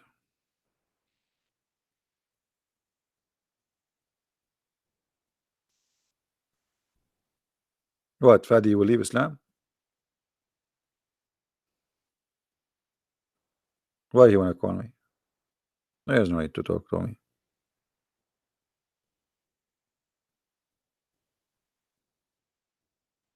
Even if you decide to leave Islam, I don't want you to call me. It was referring to page according to a scholar in Islam. Guys, Guys, look at what Qasim he said. It was referring to a page according to a scholar. You and the scholar are a bunch of liars. Read with me carefully. Bring the Torah. He didn't say bring the page. Then it was a place in the front of him. The Torah, not the page. And then he said, he did not even open the book as you see here. Bring the Torah. And then he said, I believe in thee and the one who sent thee. Liars. He swear by a page. Have you ever heard of somebody swear by a page? I mean, look at the deception of this cult. A brother Christian. There is a person is named Christian Prince, and he said that the prophet is swear by the Torah. In fact, he was swearing by one word, which was in.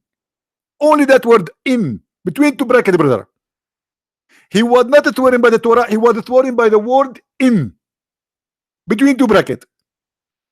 Brother, so that the whole book, it's only in. He was swearing only by in. Brother, yes, by in only. I mean, look at the madness, man. He was swearing by the page. By the page. By the page, you say, I believe in thee. Good try, good try. What about the Quran? Saying musaddiqan lima ma'ahum.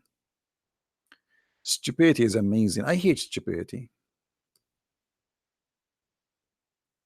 I hate stupidity. Stupidity is the disease of this world today. Read carefully, Abdul. Abdul, yeah, Abdul. Which translation you like, Abdul? Let us give you kinky translation. All Muslim translation are kinky anyway. And when where there come to them, the Jews, a book, this Quran, from Allah, confirming what is with them. What is what? With them. So your scholar told you, he swear by the page, brother. By the page, brother. Only by that page, brother. Brother, I heard he was swearing by the number of that page, not the page. The page of that, the number of that page was number 12, brother. He was swearing by number 12. Low IQ. Hello, little tiny. You have the you people. You have an IQ of a chicken, and you think when you say bok, bok, bok, bok, bok, bok, bok, bok, bok, bok, you convince us. Just make a loud sound, right?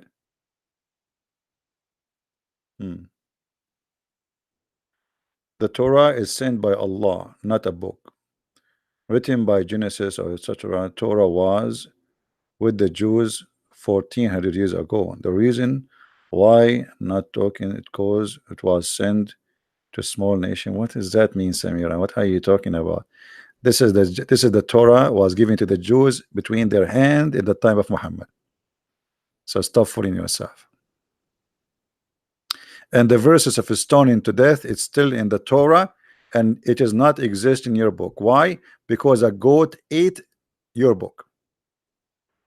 See, you say that the Torah is corrupt. Here we go. We can show you the verses for stoning to death in the Torah, but in your book it's gone. What happened? A goat ate your Quran. Who said that? Aisha. Who was the witness? Aisha. Who else? The goat. So in our book, everything is still there. In your book, you have nothing there.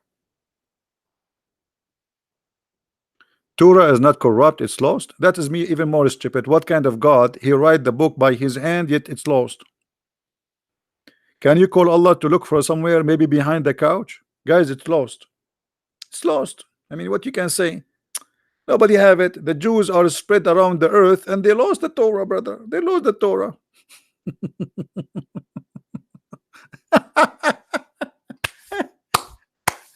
Brother, they lost the Torah, brother. It's you who lost the Quran. You don't have the Quran of Muhammad. Where is the Quran of Muhammad? The earliest Quran you have is more than 800 years after Muhammad.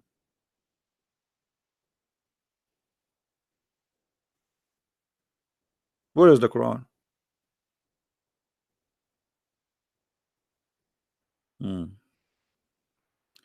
And until now we are looking for the goat. You know, the goat is wanted, by the way. If anyone have information about this goat, you have a big reward from the government of Saudi Arabia.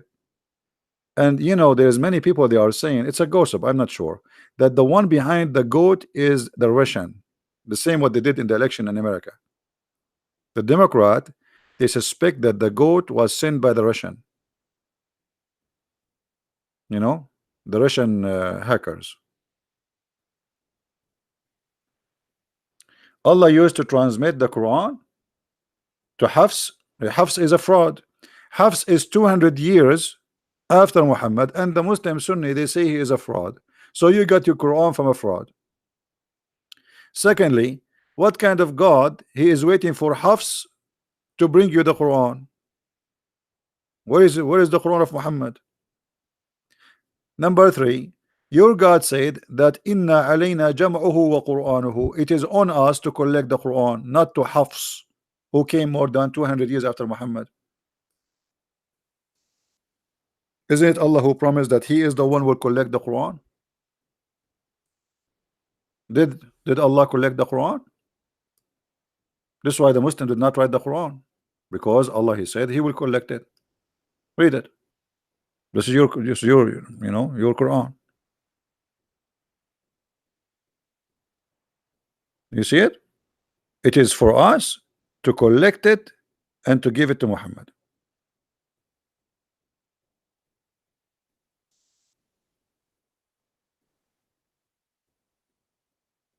But you don't have the Quran of Allah, and Allah did not collect the Quran. Allah, he made a false promise.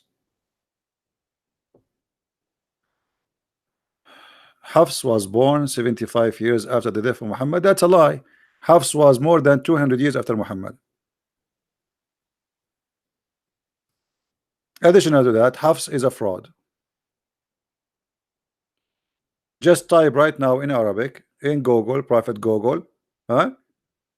Hafs was a fraud, and you will see all the reference coming from Islamic website. Hafs hadith is rejected, not even da'if. It's rejected, totally rejected, because he is a fraud. The Muslim, they say Hafs is a thief and he is a fraud, and he used to steal books and he claim it, which means he take a book from you and then he write and he claimed that it is his book. Do you want me to show you that?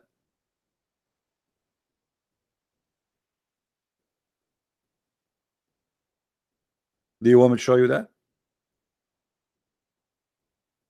And Hafs, he took the Quran from his stepfather. Who is a stepfather? Asim. Asim was a fraud too. Do you want me to show you the reference? Okay, Samira, what about you give me the reference that Hafs was born 75 years after Muhammad? What do you think, guys? Let us see that, so we can laugh together. You said 70 or 75? Okay, show me 75. Show us the 75. Did Muhammad have children? No, he never had children, not even girls. Muslim Shia, they believe only the only child he have is Fatima, but even Fatima, she is not his child.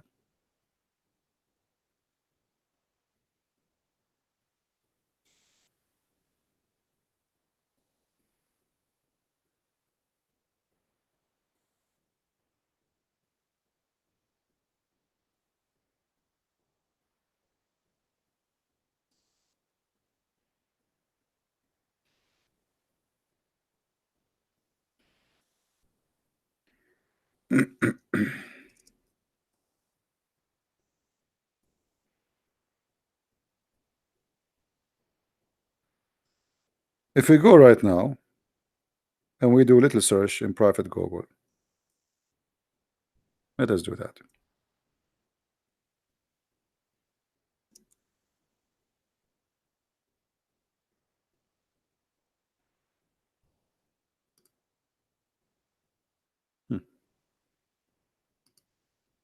This is the website of Ahl al-Hadith, very much Sunni website. This is what? Sunni website, not Shia. Are you there, Samira? Are you there? This is Sunni website, Multaqa Ahl al-Hadith. Title: Hafs Al-Qari matrukul hadith. The hadith of Hafs is totally rejected. Why? They explain to you why. You know what? Let us click at translation, Google translation, peace upon him, and see what the translation will be. Translate to Arabic. What Arabic? I want this is Arabic. Option translate to English. Arabic to English. Where is English? English. Here we go. Read with me, Saudi Samira. This is you Muslims. This is what you Muslims say about him. All right. This is what you Muslims. You see what they are saying about him.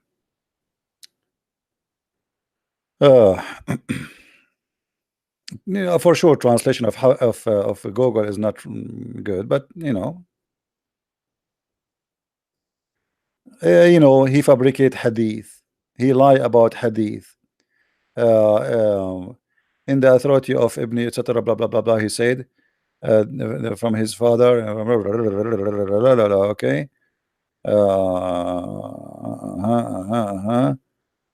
I mean, the translation is really horrible.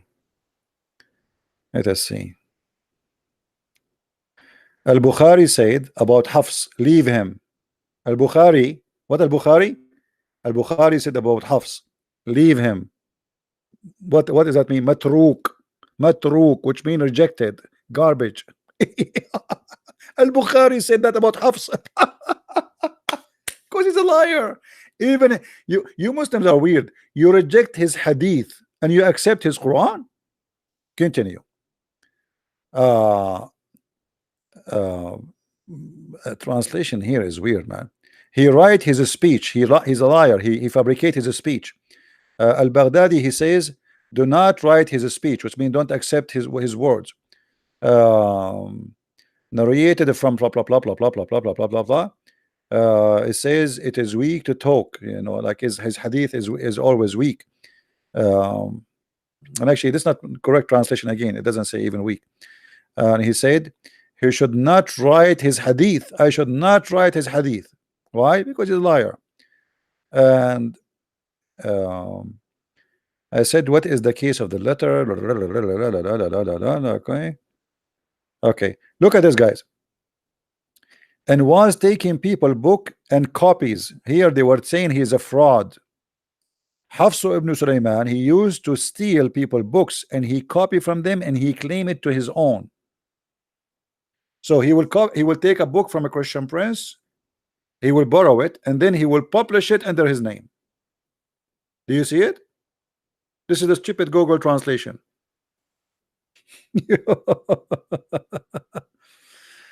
So all those references, and look, Abu Bakr said, and he was a liar. He's what? He is a liar. This is Hafs, the one you get the Quran from him, and this is what you Muslim Sunni say about him.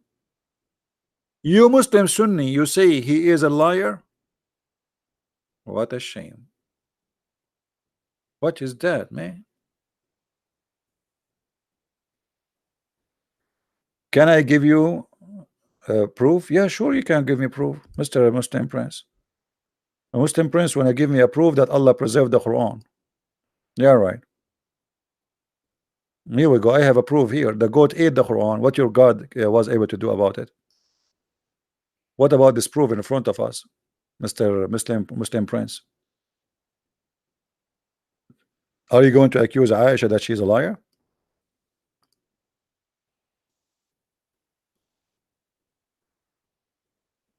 Is that Aisha saying that the goat ate the Quran?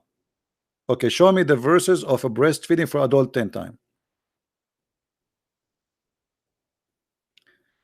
There are 31 Quran today, and one of them is Hafs. Each of them have different verses, and Hafs has 6 to. Okay, so what is that? That to prove that the Quran is not the same. Same time, even the Muslims in the interpretation, they explain that there's many verses are corrupt.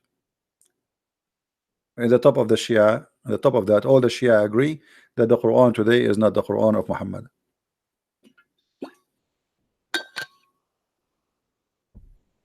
Let us not to waste time. Show me the verses. As long the Quran is preserved, show me the verse of a breastfeeding for adult. Recite it for me.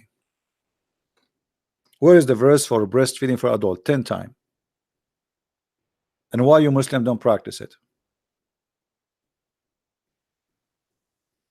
Any Muslim want to call me and recite the verse of 10 times breastfeeding? I like breastfeeding, by the way. I'm hungry. I did not eat actually.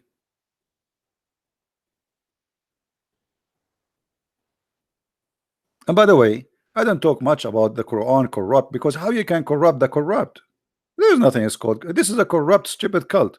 So how you want to corrupt the corrupt? How you can do that?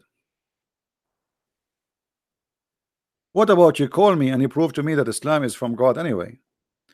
Let us say the Quran is preserved in a CD. I mean, even a human being can do that. One verse 7, 1 plus what? One verse, Surah 1, verse 71. 1 plus 7 equal to 8. Number of the Surah 2 has 86 verses. So 2 plus 86 equal to 288. Even number. Do this from 1 to 114. You see, this is very stupid of you, my friend. First of all, the one verse is not the chapter. The first chapter in the Quran is not the first chapter. Secondly, it's based on who you decide which one you divide the number with. Like, who is the one who told you to do like 1 plus 7 is 8, and that is the number will do for everybody. The chapter of Al-Fatiha is not the first chapter in the Quran. The first chapter in the Quran is 96. So look how Muslims, they come with silly, they try to prove to us silly stupid things. I can play the same game.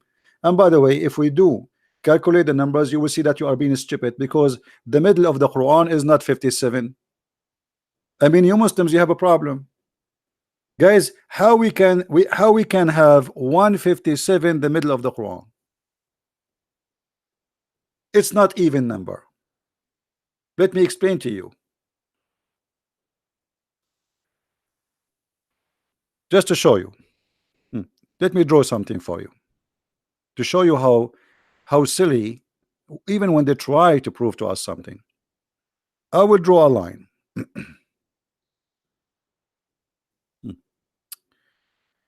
Okay. So if we draw a line here, and we say this is number 1, and this is number 114. Let's make it 1 to 10 first. 1 to 10, just to explain to you.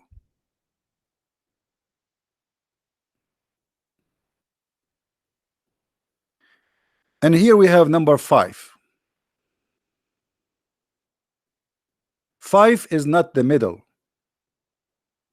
5 itself is not the middle. Why? Because the number next to it is 5 too. To make it simple for you, if we start counting from here, 1 2 3 4 5 6 7 8 9 10.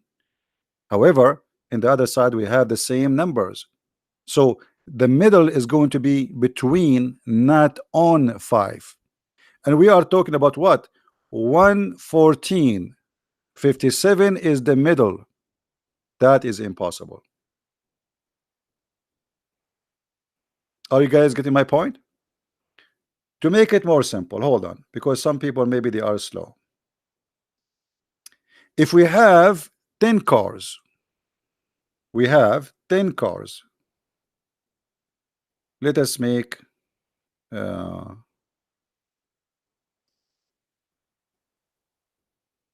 cars. 1 2 3 4 5 6. We have to make them smaller now. 7 8 9 10. And let us say all of them, they are equal in size. So what is the middle?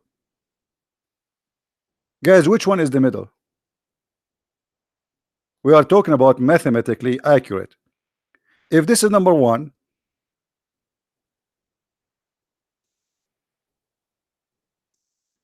this is 1. Hold on. This is 2. This is 3. This is 4. This is 5. So is 5 really the middle? It's not. Because now, based on this, we have 2 middle. The other one is 5 too. Let us go. This is 1. This is 2. This is 2. This is 3. Hold on. This is 3. This is 4. This is 5. So which middle is the middle?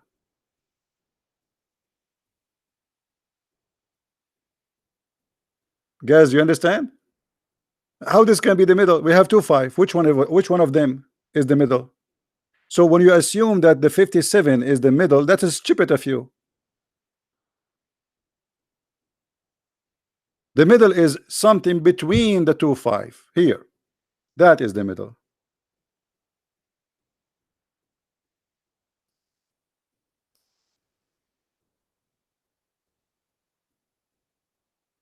Here. That is the middle. This one is not the middle, and this one is not the middle.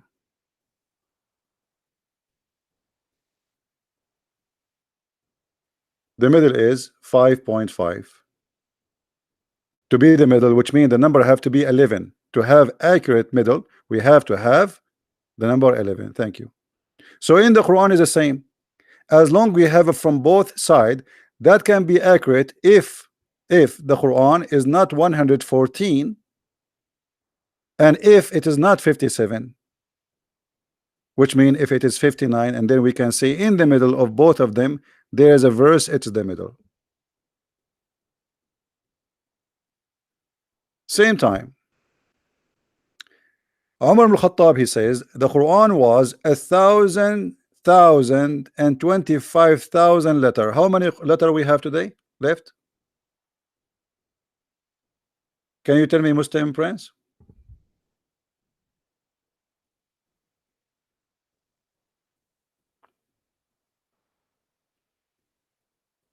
All those miracles, numbers, and the Quran is false.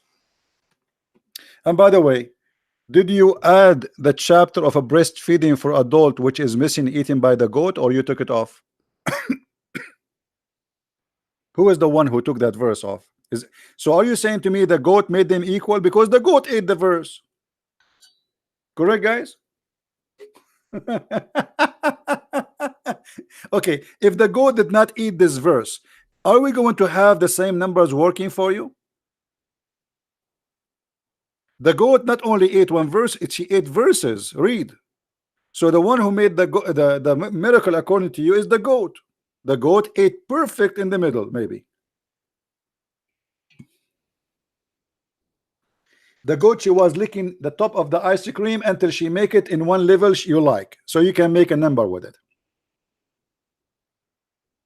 Silly religion. Trying to find a proof about Islam by numbers, but that will not work. What about your prophet saying the sperm stay inside the woman for 50 days? What about this number miracle?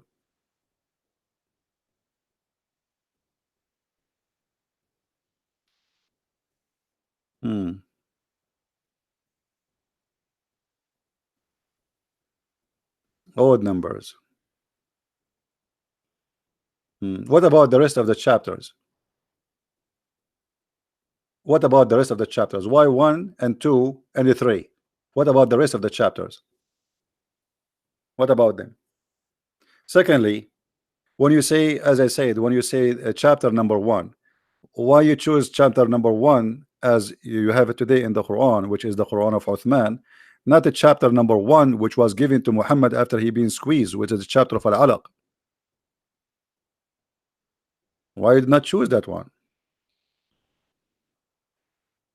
We just showed you this is not true. It's not 57. You are just a joker, my friend. The middle is not 57. This is not an even number. Same time, how you can say, okay, hold on. According, can you give us a link? Let me search for it. just for a laugh.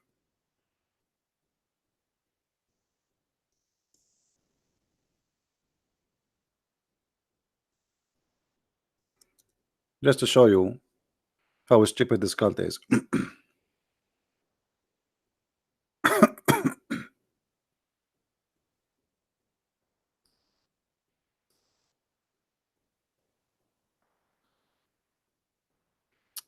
This is the miracle, right? Even and odd numbers. By the even and the odd.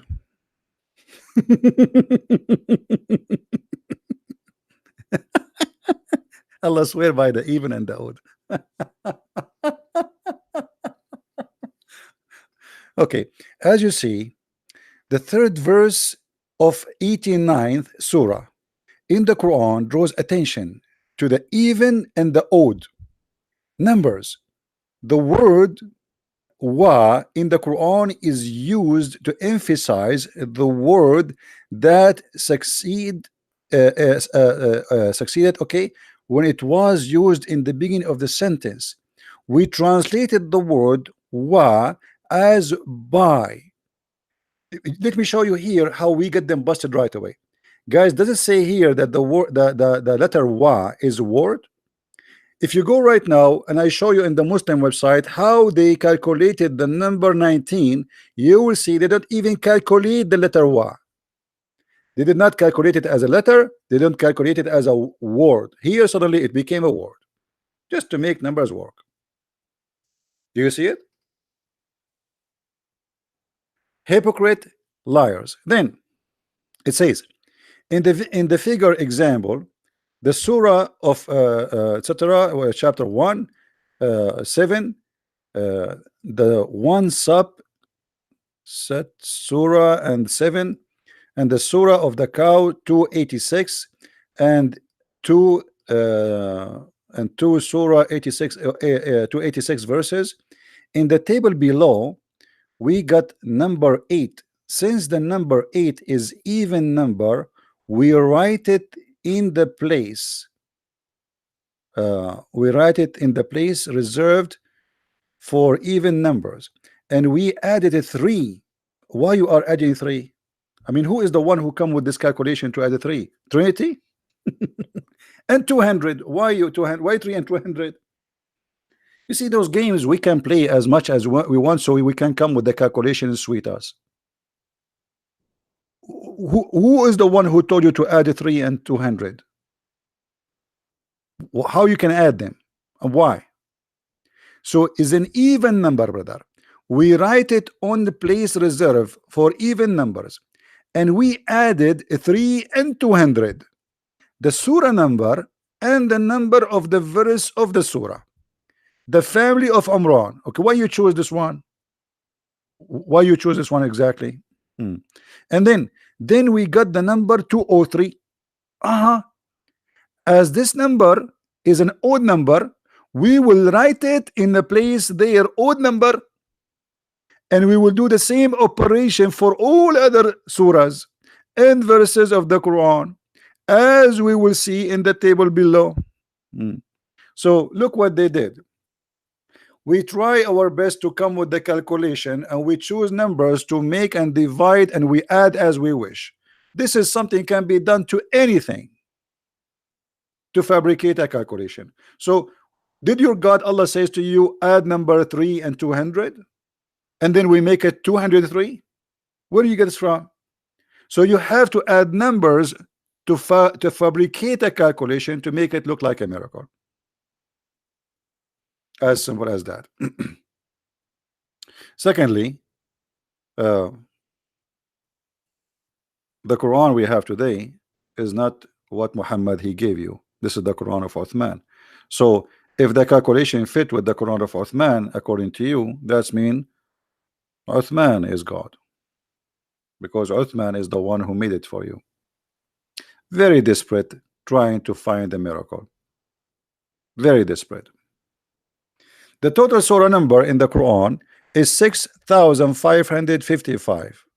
Okay, the total, guys, remember carefully, the total surah numbers of the Quran is 6,555. I want to go there. I hope they are counting the words. If there's a place for the words, where is the words? We can show the formality of having such a table containing 114 surahs and 6,236 verses as below. Okay. Does it say anywhere how many words?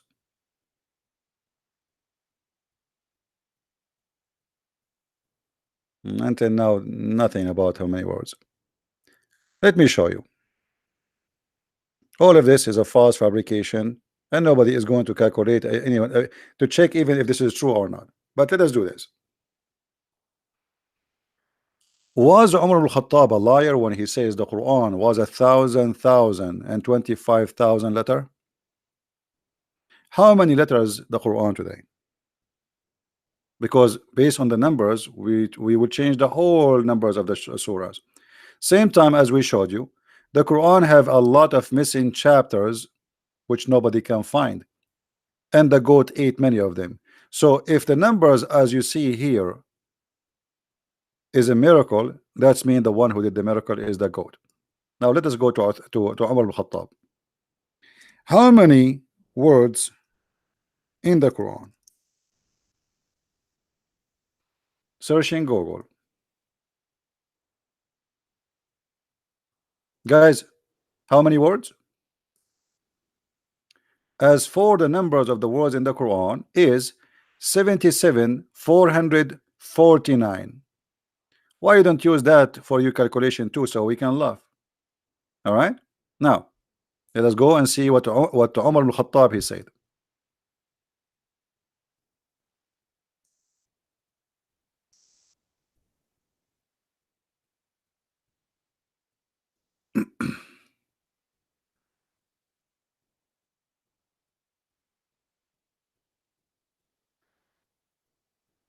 And this is, remember, this is Umar al-Khattab, not anyone. This is not Shia. This is not, you know.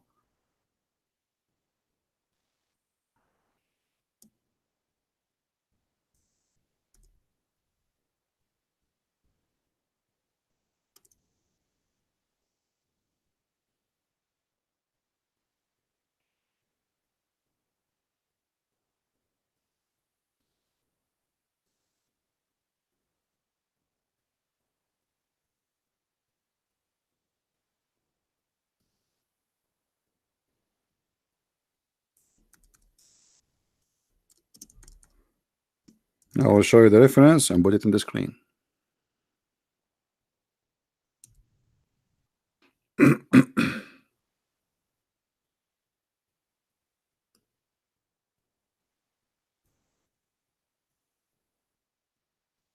Why you don't call me Prince, so we can read for us, just for fun, you know. Better than me trying to prove to you without people hearing your voice.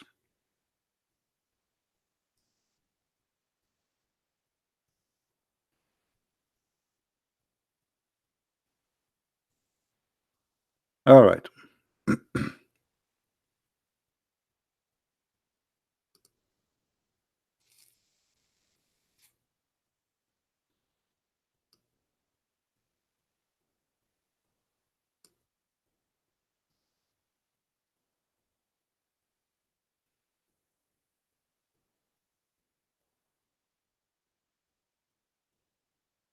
I think even we found it in English. Hold on.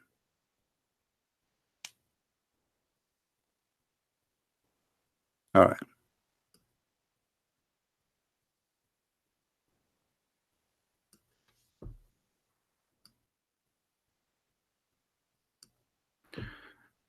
Let us see. Read carefully with me. It's reported. It's reported. Let's see. Where is the one about Umar? ألف حرف.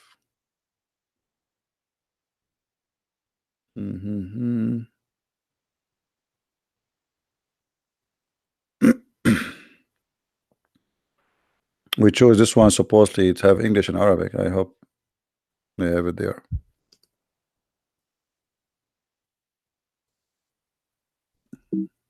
Oops.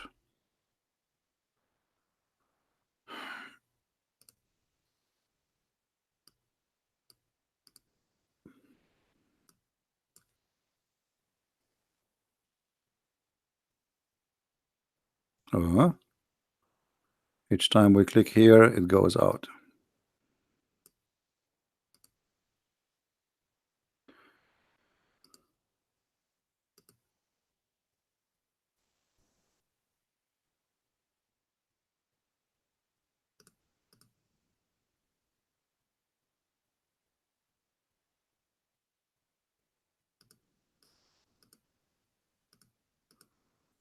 I'm just trying to find the reference.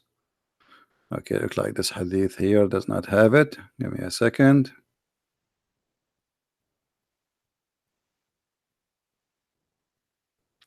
All right.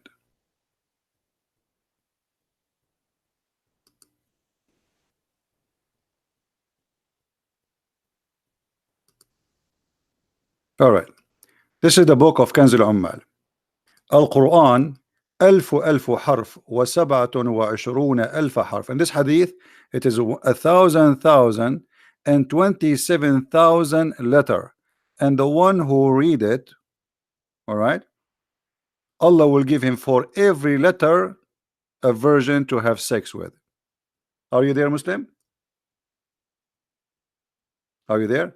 Let us translate the reference so people will see that we are not making things up.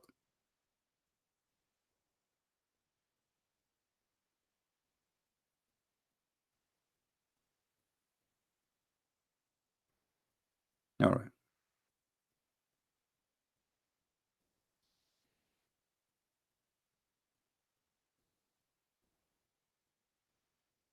The Quran is 1,000 letter and 27,000 letter. And for the one who is patient and etc. reading it, Allah will give him for each letter a wife to F. Are you there, Muslim guy? Muslim prince? So how you calculate for me a Quran which is 90% of it is missing?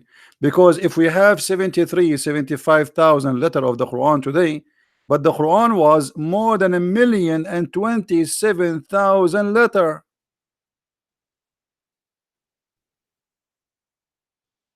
Was Umar lying?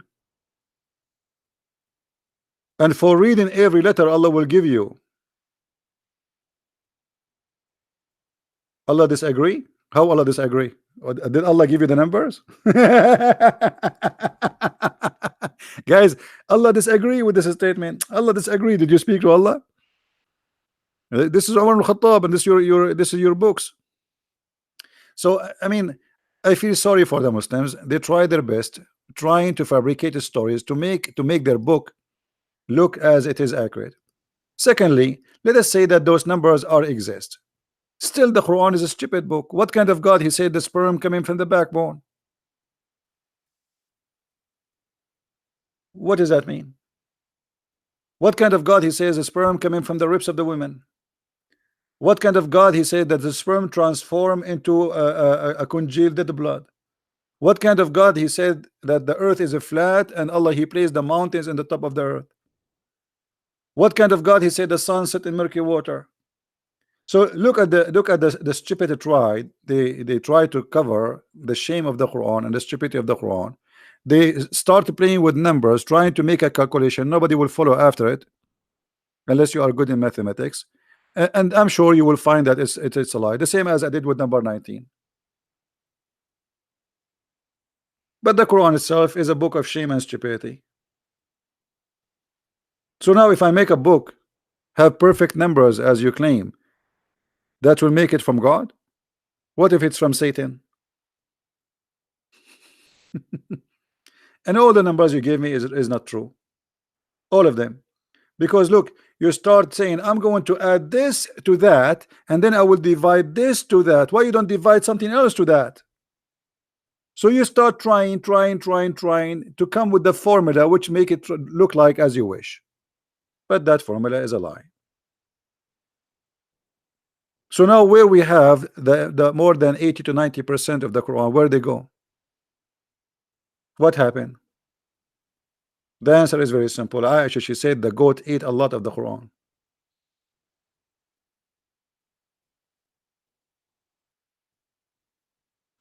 The same lies they say as the numbers of women in the Quran. The Quran says there is etc. women, etc. men. The Quran says etc. Death, etc. life. We calculate the numbers, we find all of them they lie.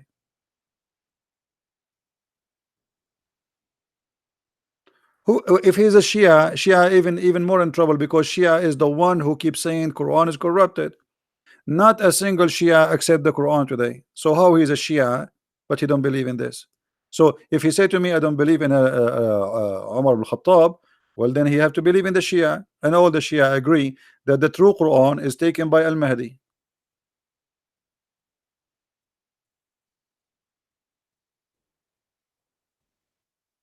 Are you a Shia Muslim, Prince? Muslim, are you a Shia? Say a Shia, and I will show you the corruption. I will show you all your books. All the Shia books agree that the Quran is corrupt. And not only that, I can show you tons of Shia videos explain why the Quran. Okay, you are a Sunni. So here we go. I showed you Sunni reference.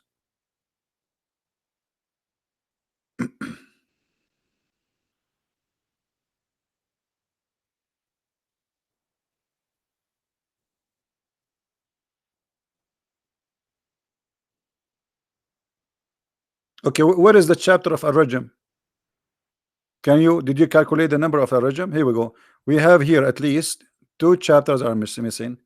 The one for breastfeeding and the one for Ar-Rajm. Did you calculate that one? Where it is? Where is the verses of Ar-Rajm? Look what Umar he said. And this is Sahih Hadith.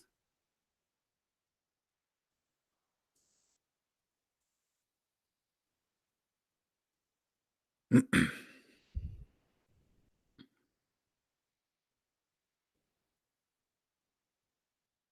you see it? It's a surah in the Quran. Where we can find it? It's gone. What about Umar? What Umar said?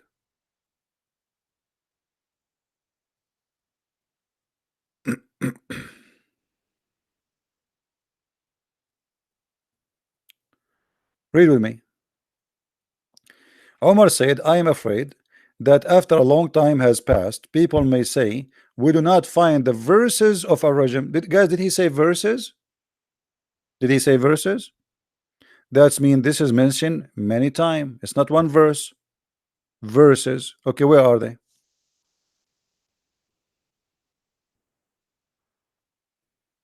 How you can make this funny calculation and there is missing verses according to you? And Umar is worried. Why he's worried? But we will not find it. Why we will not find it? This is in the time of Umar. This is not 10 centuries after Muhammad. In the time of Umar, it is missing. What is missing? Verses.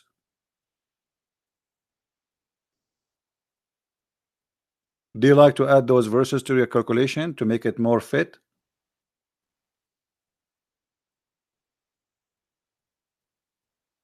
Okay, guys, this is a proof that Allah is a false God, because if Allah he said he will preserve it, and then we find you Muslims saying the goat ate the Quran. Omar he says the Quran was more than 1,027,000 letter, and here he's saying there is verses is missing. That's mean Allah is a liar, because Allah he said he will preserve it, but he did not do anything. What Allah did? How Allah he preserve it? Allah he said inna alayna jam'uhu wa qur'anuhu. It is on us to collect the Quran and to recite the Quran. He did not recite the Quran, neither he collect the Quran. So Allah is a liar. From what you just said, you prove to us that Islam is a false cult. How Allah he says he will preserve it, and here we have verses are missing. Is that the book of the Jews? This is Sahih Bukhari.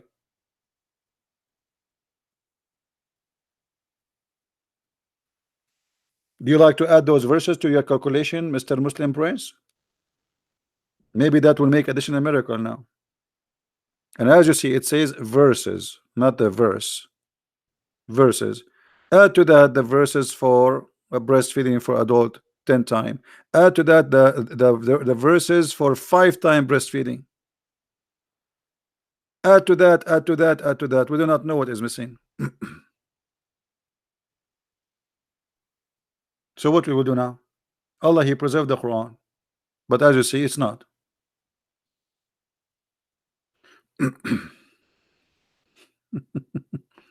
You are just a stupid idiot. You repeat the same thing. We got you busted already. And adding numbers to make a calculation, that's stupid to try even too. You remember the guy Rashad Khalifa from Arizona, the Muslim who come with the 19 number? The Muslim killed him. Do you know why? Because he took a lot of verses out of the Quran to make his calculation work, and actually his calculation is a lie. I get him busted in 2 seconds. Or what you say, I'm sure if I sit and I study the numbers you gave me, we will find that it's stupid. But anyway, number 57 is not in the middle of the Quran. It's not even.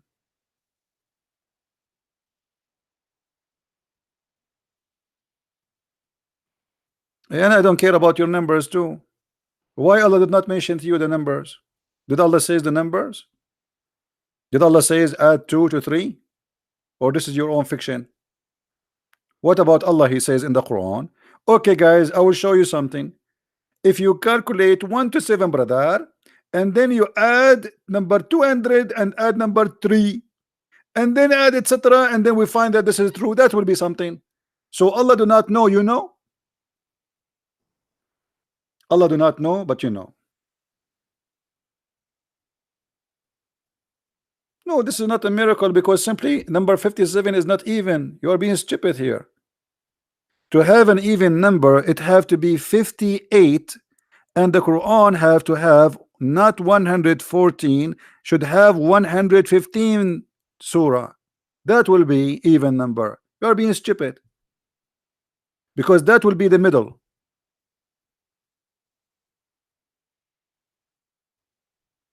The middle of the Quran.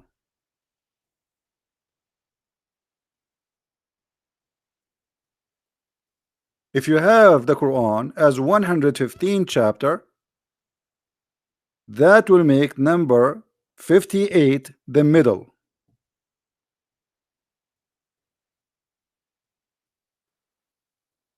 In the same time, who is the one who made the Quran 114 chapter? Can you give me his name? According to the Quran of Ibn Mas'ud, there is no chapter of Al-Fatiha. Is that correct, Muslim? Muslim, is that correct? Is it true in the Quran of Ibn Mas'ud there is no Al-Fatiha?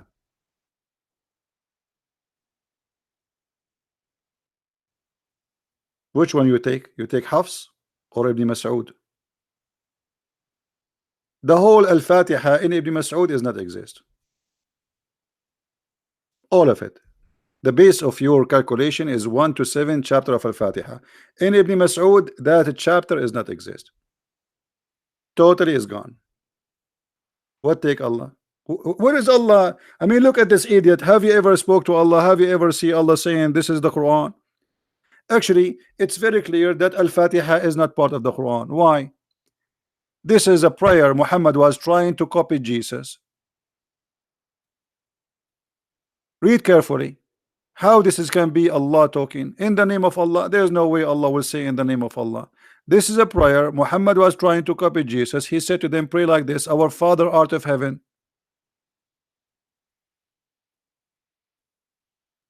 This is Al-Fatiha of the Christians. Muhammad was trying to copy them. This is why Ibn Mas'ud did not add it in the Quran, for this is nothing but a prayer Muhammad he was teaching the Muslims to say it.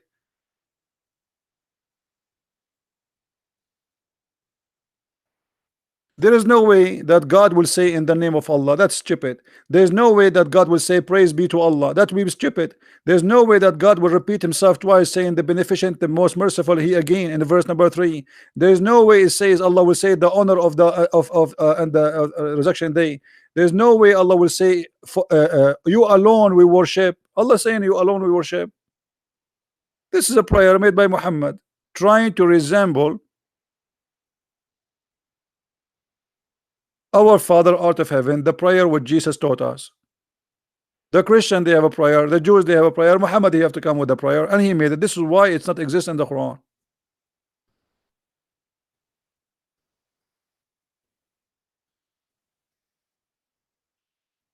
And not only that, do you speak Arabic, Muslim Prince? Have you ever heard of a stupid God like this before? Since when in Arabic we have a word, it's called bism. Your God Allah do not don't speak Arabic. In Arabic we don't have bism, we have bi'ism. Look what we have here. We have bism. Since when we have bism? What is that? It is bi'ism. There's an alif here. Okay, isn't this a mistake? How the word bi'ism become bism?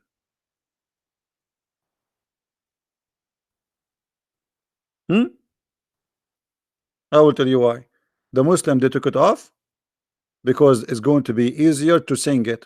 You Muslims, you corrupt your book, because if you take a letter from the words of God, you corrupt.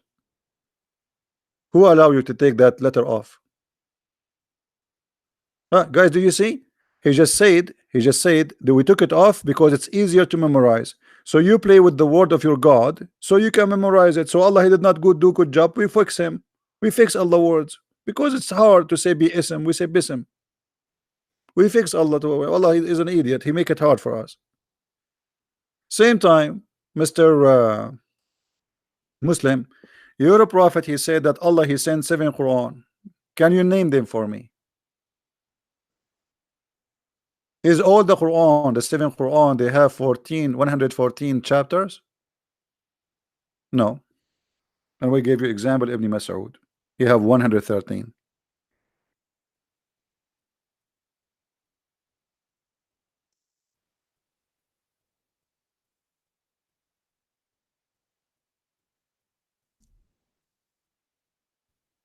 Where is the 7th Quran? I want the 7th Quran.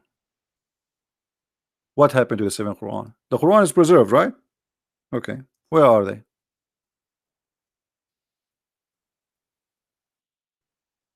Can you give me the 7th Quran? Do you have a website have the 7th Quran, Muslim Prince? Where are the 7th Quran?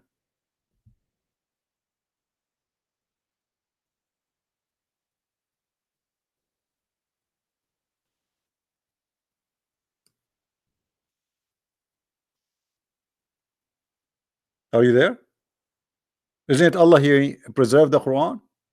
Okay, we should have 7 Quran equal to each other. Where are they?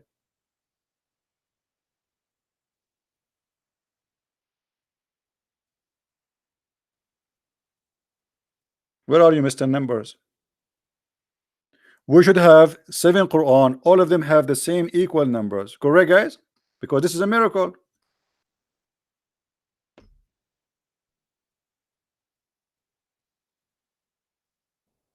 Look at this, guys. I mean, look at this stupidity. Guys, look at this. Look at this. Muslim, I'm not trying to insult you, but this is stupid of you to say. Guys, look at this. He just admitted that Muhammad, he kept asking for 7 Quran. So Allah revealed it. But after Muhammad death, Abu Bakr kept only 1 Quran. So why you say to us the Quran is preserved? Allah gave you 7, you destroy 6. Who gave you authority? If Muhammad asked for 7, that's mean there is 7 is needed. Who is Abu Bakr to destroy 7 Quran? Let me take a snapshot of this. I'm going to post it in Skype, in Facebook.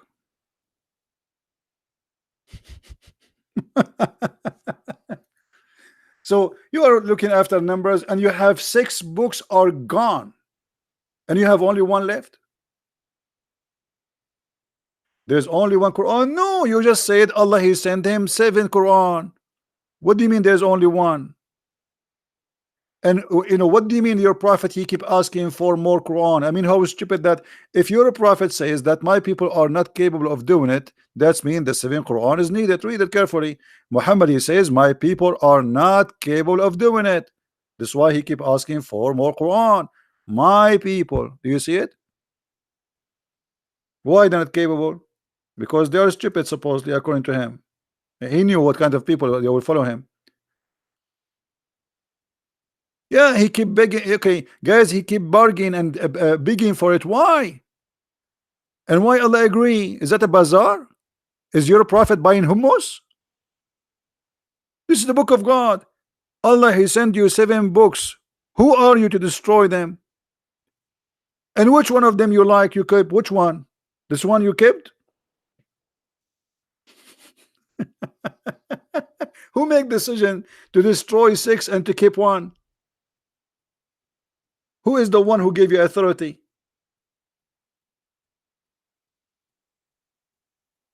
So you are busy with the numbers, which is false and stupid.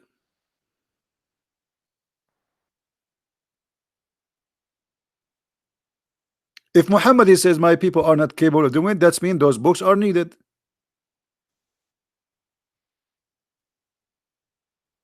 Allah was nice to Muhammad, guys. Allah was nice to Muhammad. So if Muhammad asked for 8 Quran, he will give him. It's like a, it's like, it's like a tomato. No problem. Allah was nice. Let me take a snapshot of this one. I'm going to post this.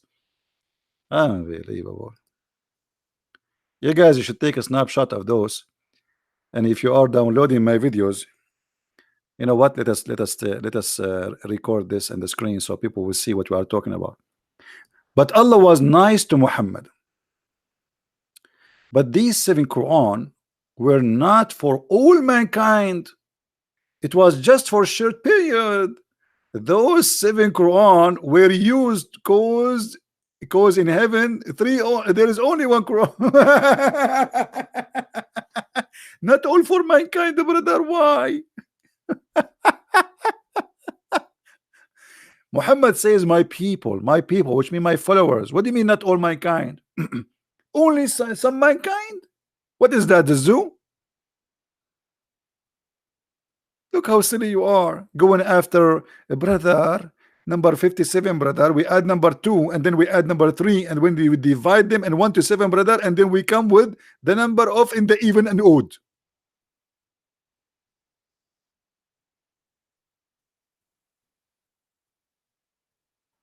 Very silly cult. This is what happened when you are desperately bankrupt. Desperately bankrupt. Bankrupt cult.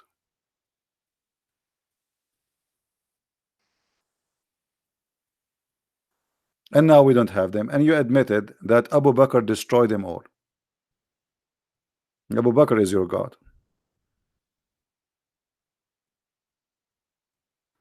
Zakir Naik, don't repeat, otherwise I will ban you. Come on, I saw it once, first time, second time.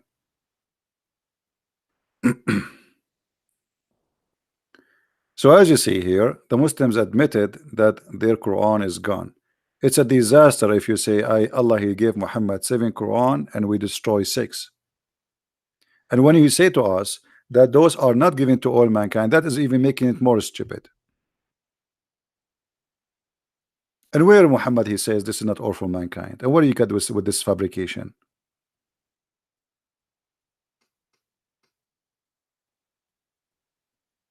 Just to give an answer, just to throw an answer at us.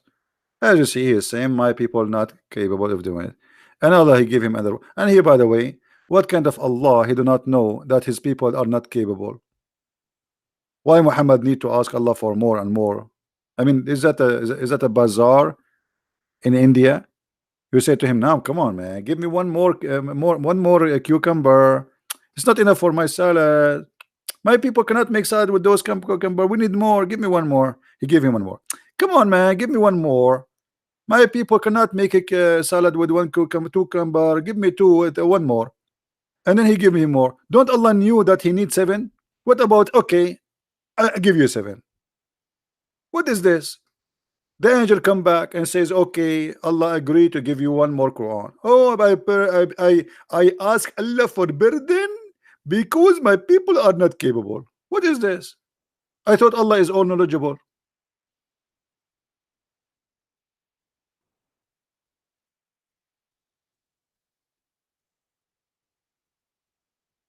How this happen?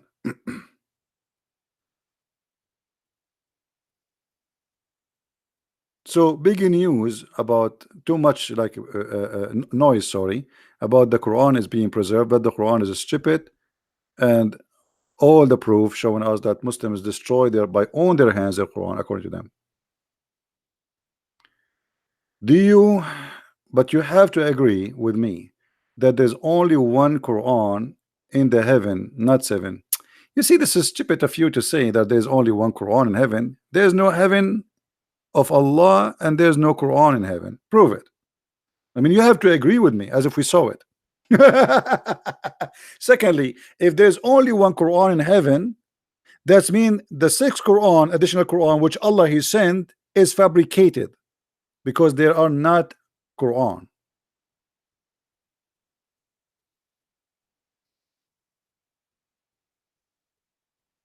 Correct, guys?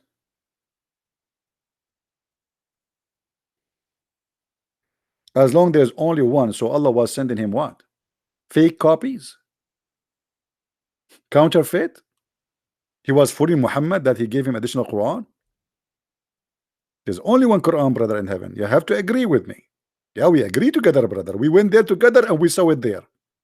And by the way, the Quran in heaven, according to your prophet, Allah He put it between the eyebrows of the angel Israfil. Is that correct? True story, brother. And the frame of the tablet of Allah, which is very big, brother, is between the eyes of Israfil and decorated by rubies. Stupid cult. What do you mean what? Isn't it Allah He put his tablet between the eyes of Israfil? Which means Israfil, if he tried to read it, he will have a cross eyes. So Allah was giving Quran to Muhammad according to you, fake Quran, because the only true Quran is one. The rest is what? But Allah was changing, playing games. No, I will not show you. You speak Arabic, search for it. Type in Google right now. اللوح المحفوظ بين عيني إسرافيل. Let me teach you as you speak Arabic.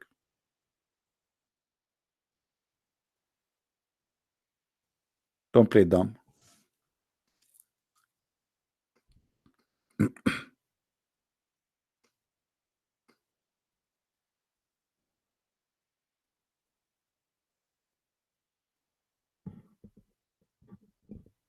And by the way, what he just said, this is very important because it's proved to us that Muhammad is a false prophet. Because if he just admitted that the true Quran is the one written in the heaven, that means the additional 6 Quran was given to Muhammad are a counterfeit and they are fake. Which means Allah was lying to Muhammad. Muhammad keep asking for more Quran, and Allah gave him nothing. You believe it? What Allah gave him? Fake Quran. Muhammad asked for more Quran. Muhammad he received fake Quran because only there's only one Quran, brother. This is what Muslim Prince he said. What a stupid cult. But anyway, guys, I think we have enough for today. They are just made up by Allah. Guys, did you see this? I mean, is this guy taking hashish? He just said they are made up. Allah sent Muhammad 7 Quran made up. I need to frame this. I'm going to frame this and put it in my living room. They are just made up by Allah on that moment to recite some verses in different ways.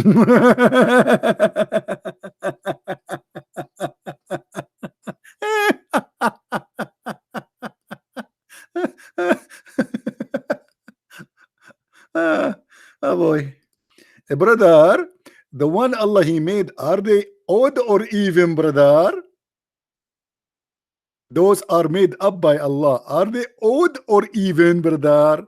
If we calculate 1 plus 7 and then we say 200 plus 3, brother, are we going to have even or odd, brother? You can tell that Islam is an odd religion. It's a stupid cult, my friend. And you try desperately trying to defend, but it doesn't work. Anyway, guys, I want to say thank you for being here. And our advice today, it was about not to work in those countries. Stay home, better for you. Stay poor. Stay poor in your home with honor and dignity, because anyway you will stay still poor if you go to those countries, but you will lose your dignity and they will humiliate you. You will be raped. You will be humiliated. You will be enslaved for nothing. Working as a maid in the Middle East will not make you rich, and you are going to be raped. You will be tortured. You will be humiliated, and they can accuse you with anything anytime they wish and destroy your future, and you have kids waiting for you back home or a family. Stay home with honor. Work as a farmer. Grow some chickens. Be a free person. When a human being loses his freedom, there's nothing else to lose. Freedom is the most priceless gift was given to us by God. When you go to those Middle Eastern countries to work there, you are giving up your freedom. You are enslaving yourself.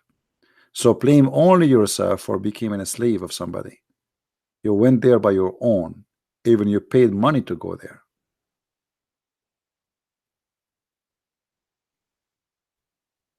And I did my duty to share with you the truth, and the truth will set you free. So I want to say, guys, thank you very much for being here. May the Lord bless you. Feel free to download the video after we finish. We will not keep it for long, as you know. Thank you and take care. Bye-bye.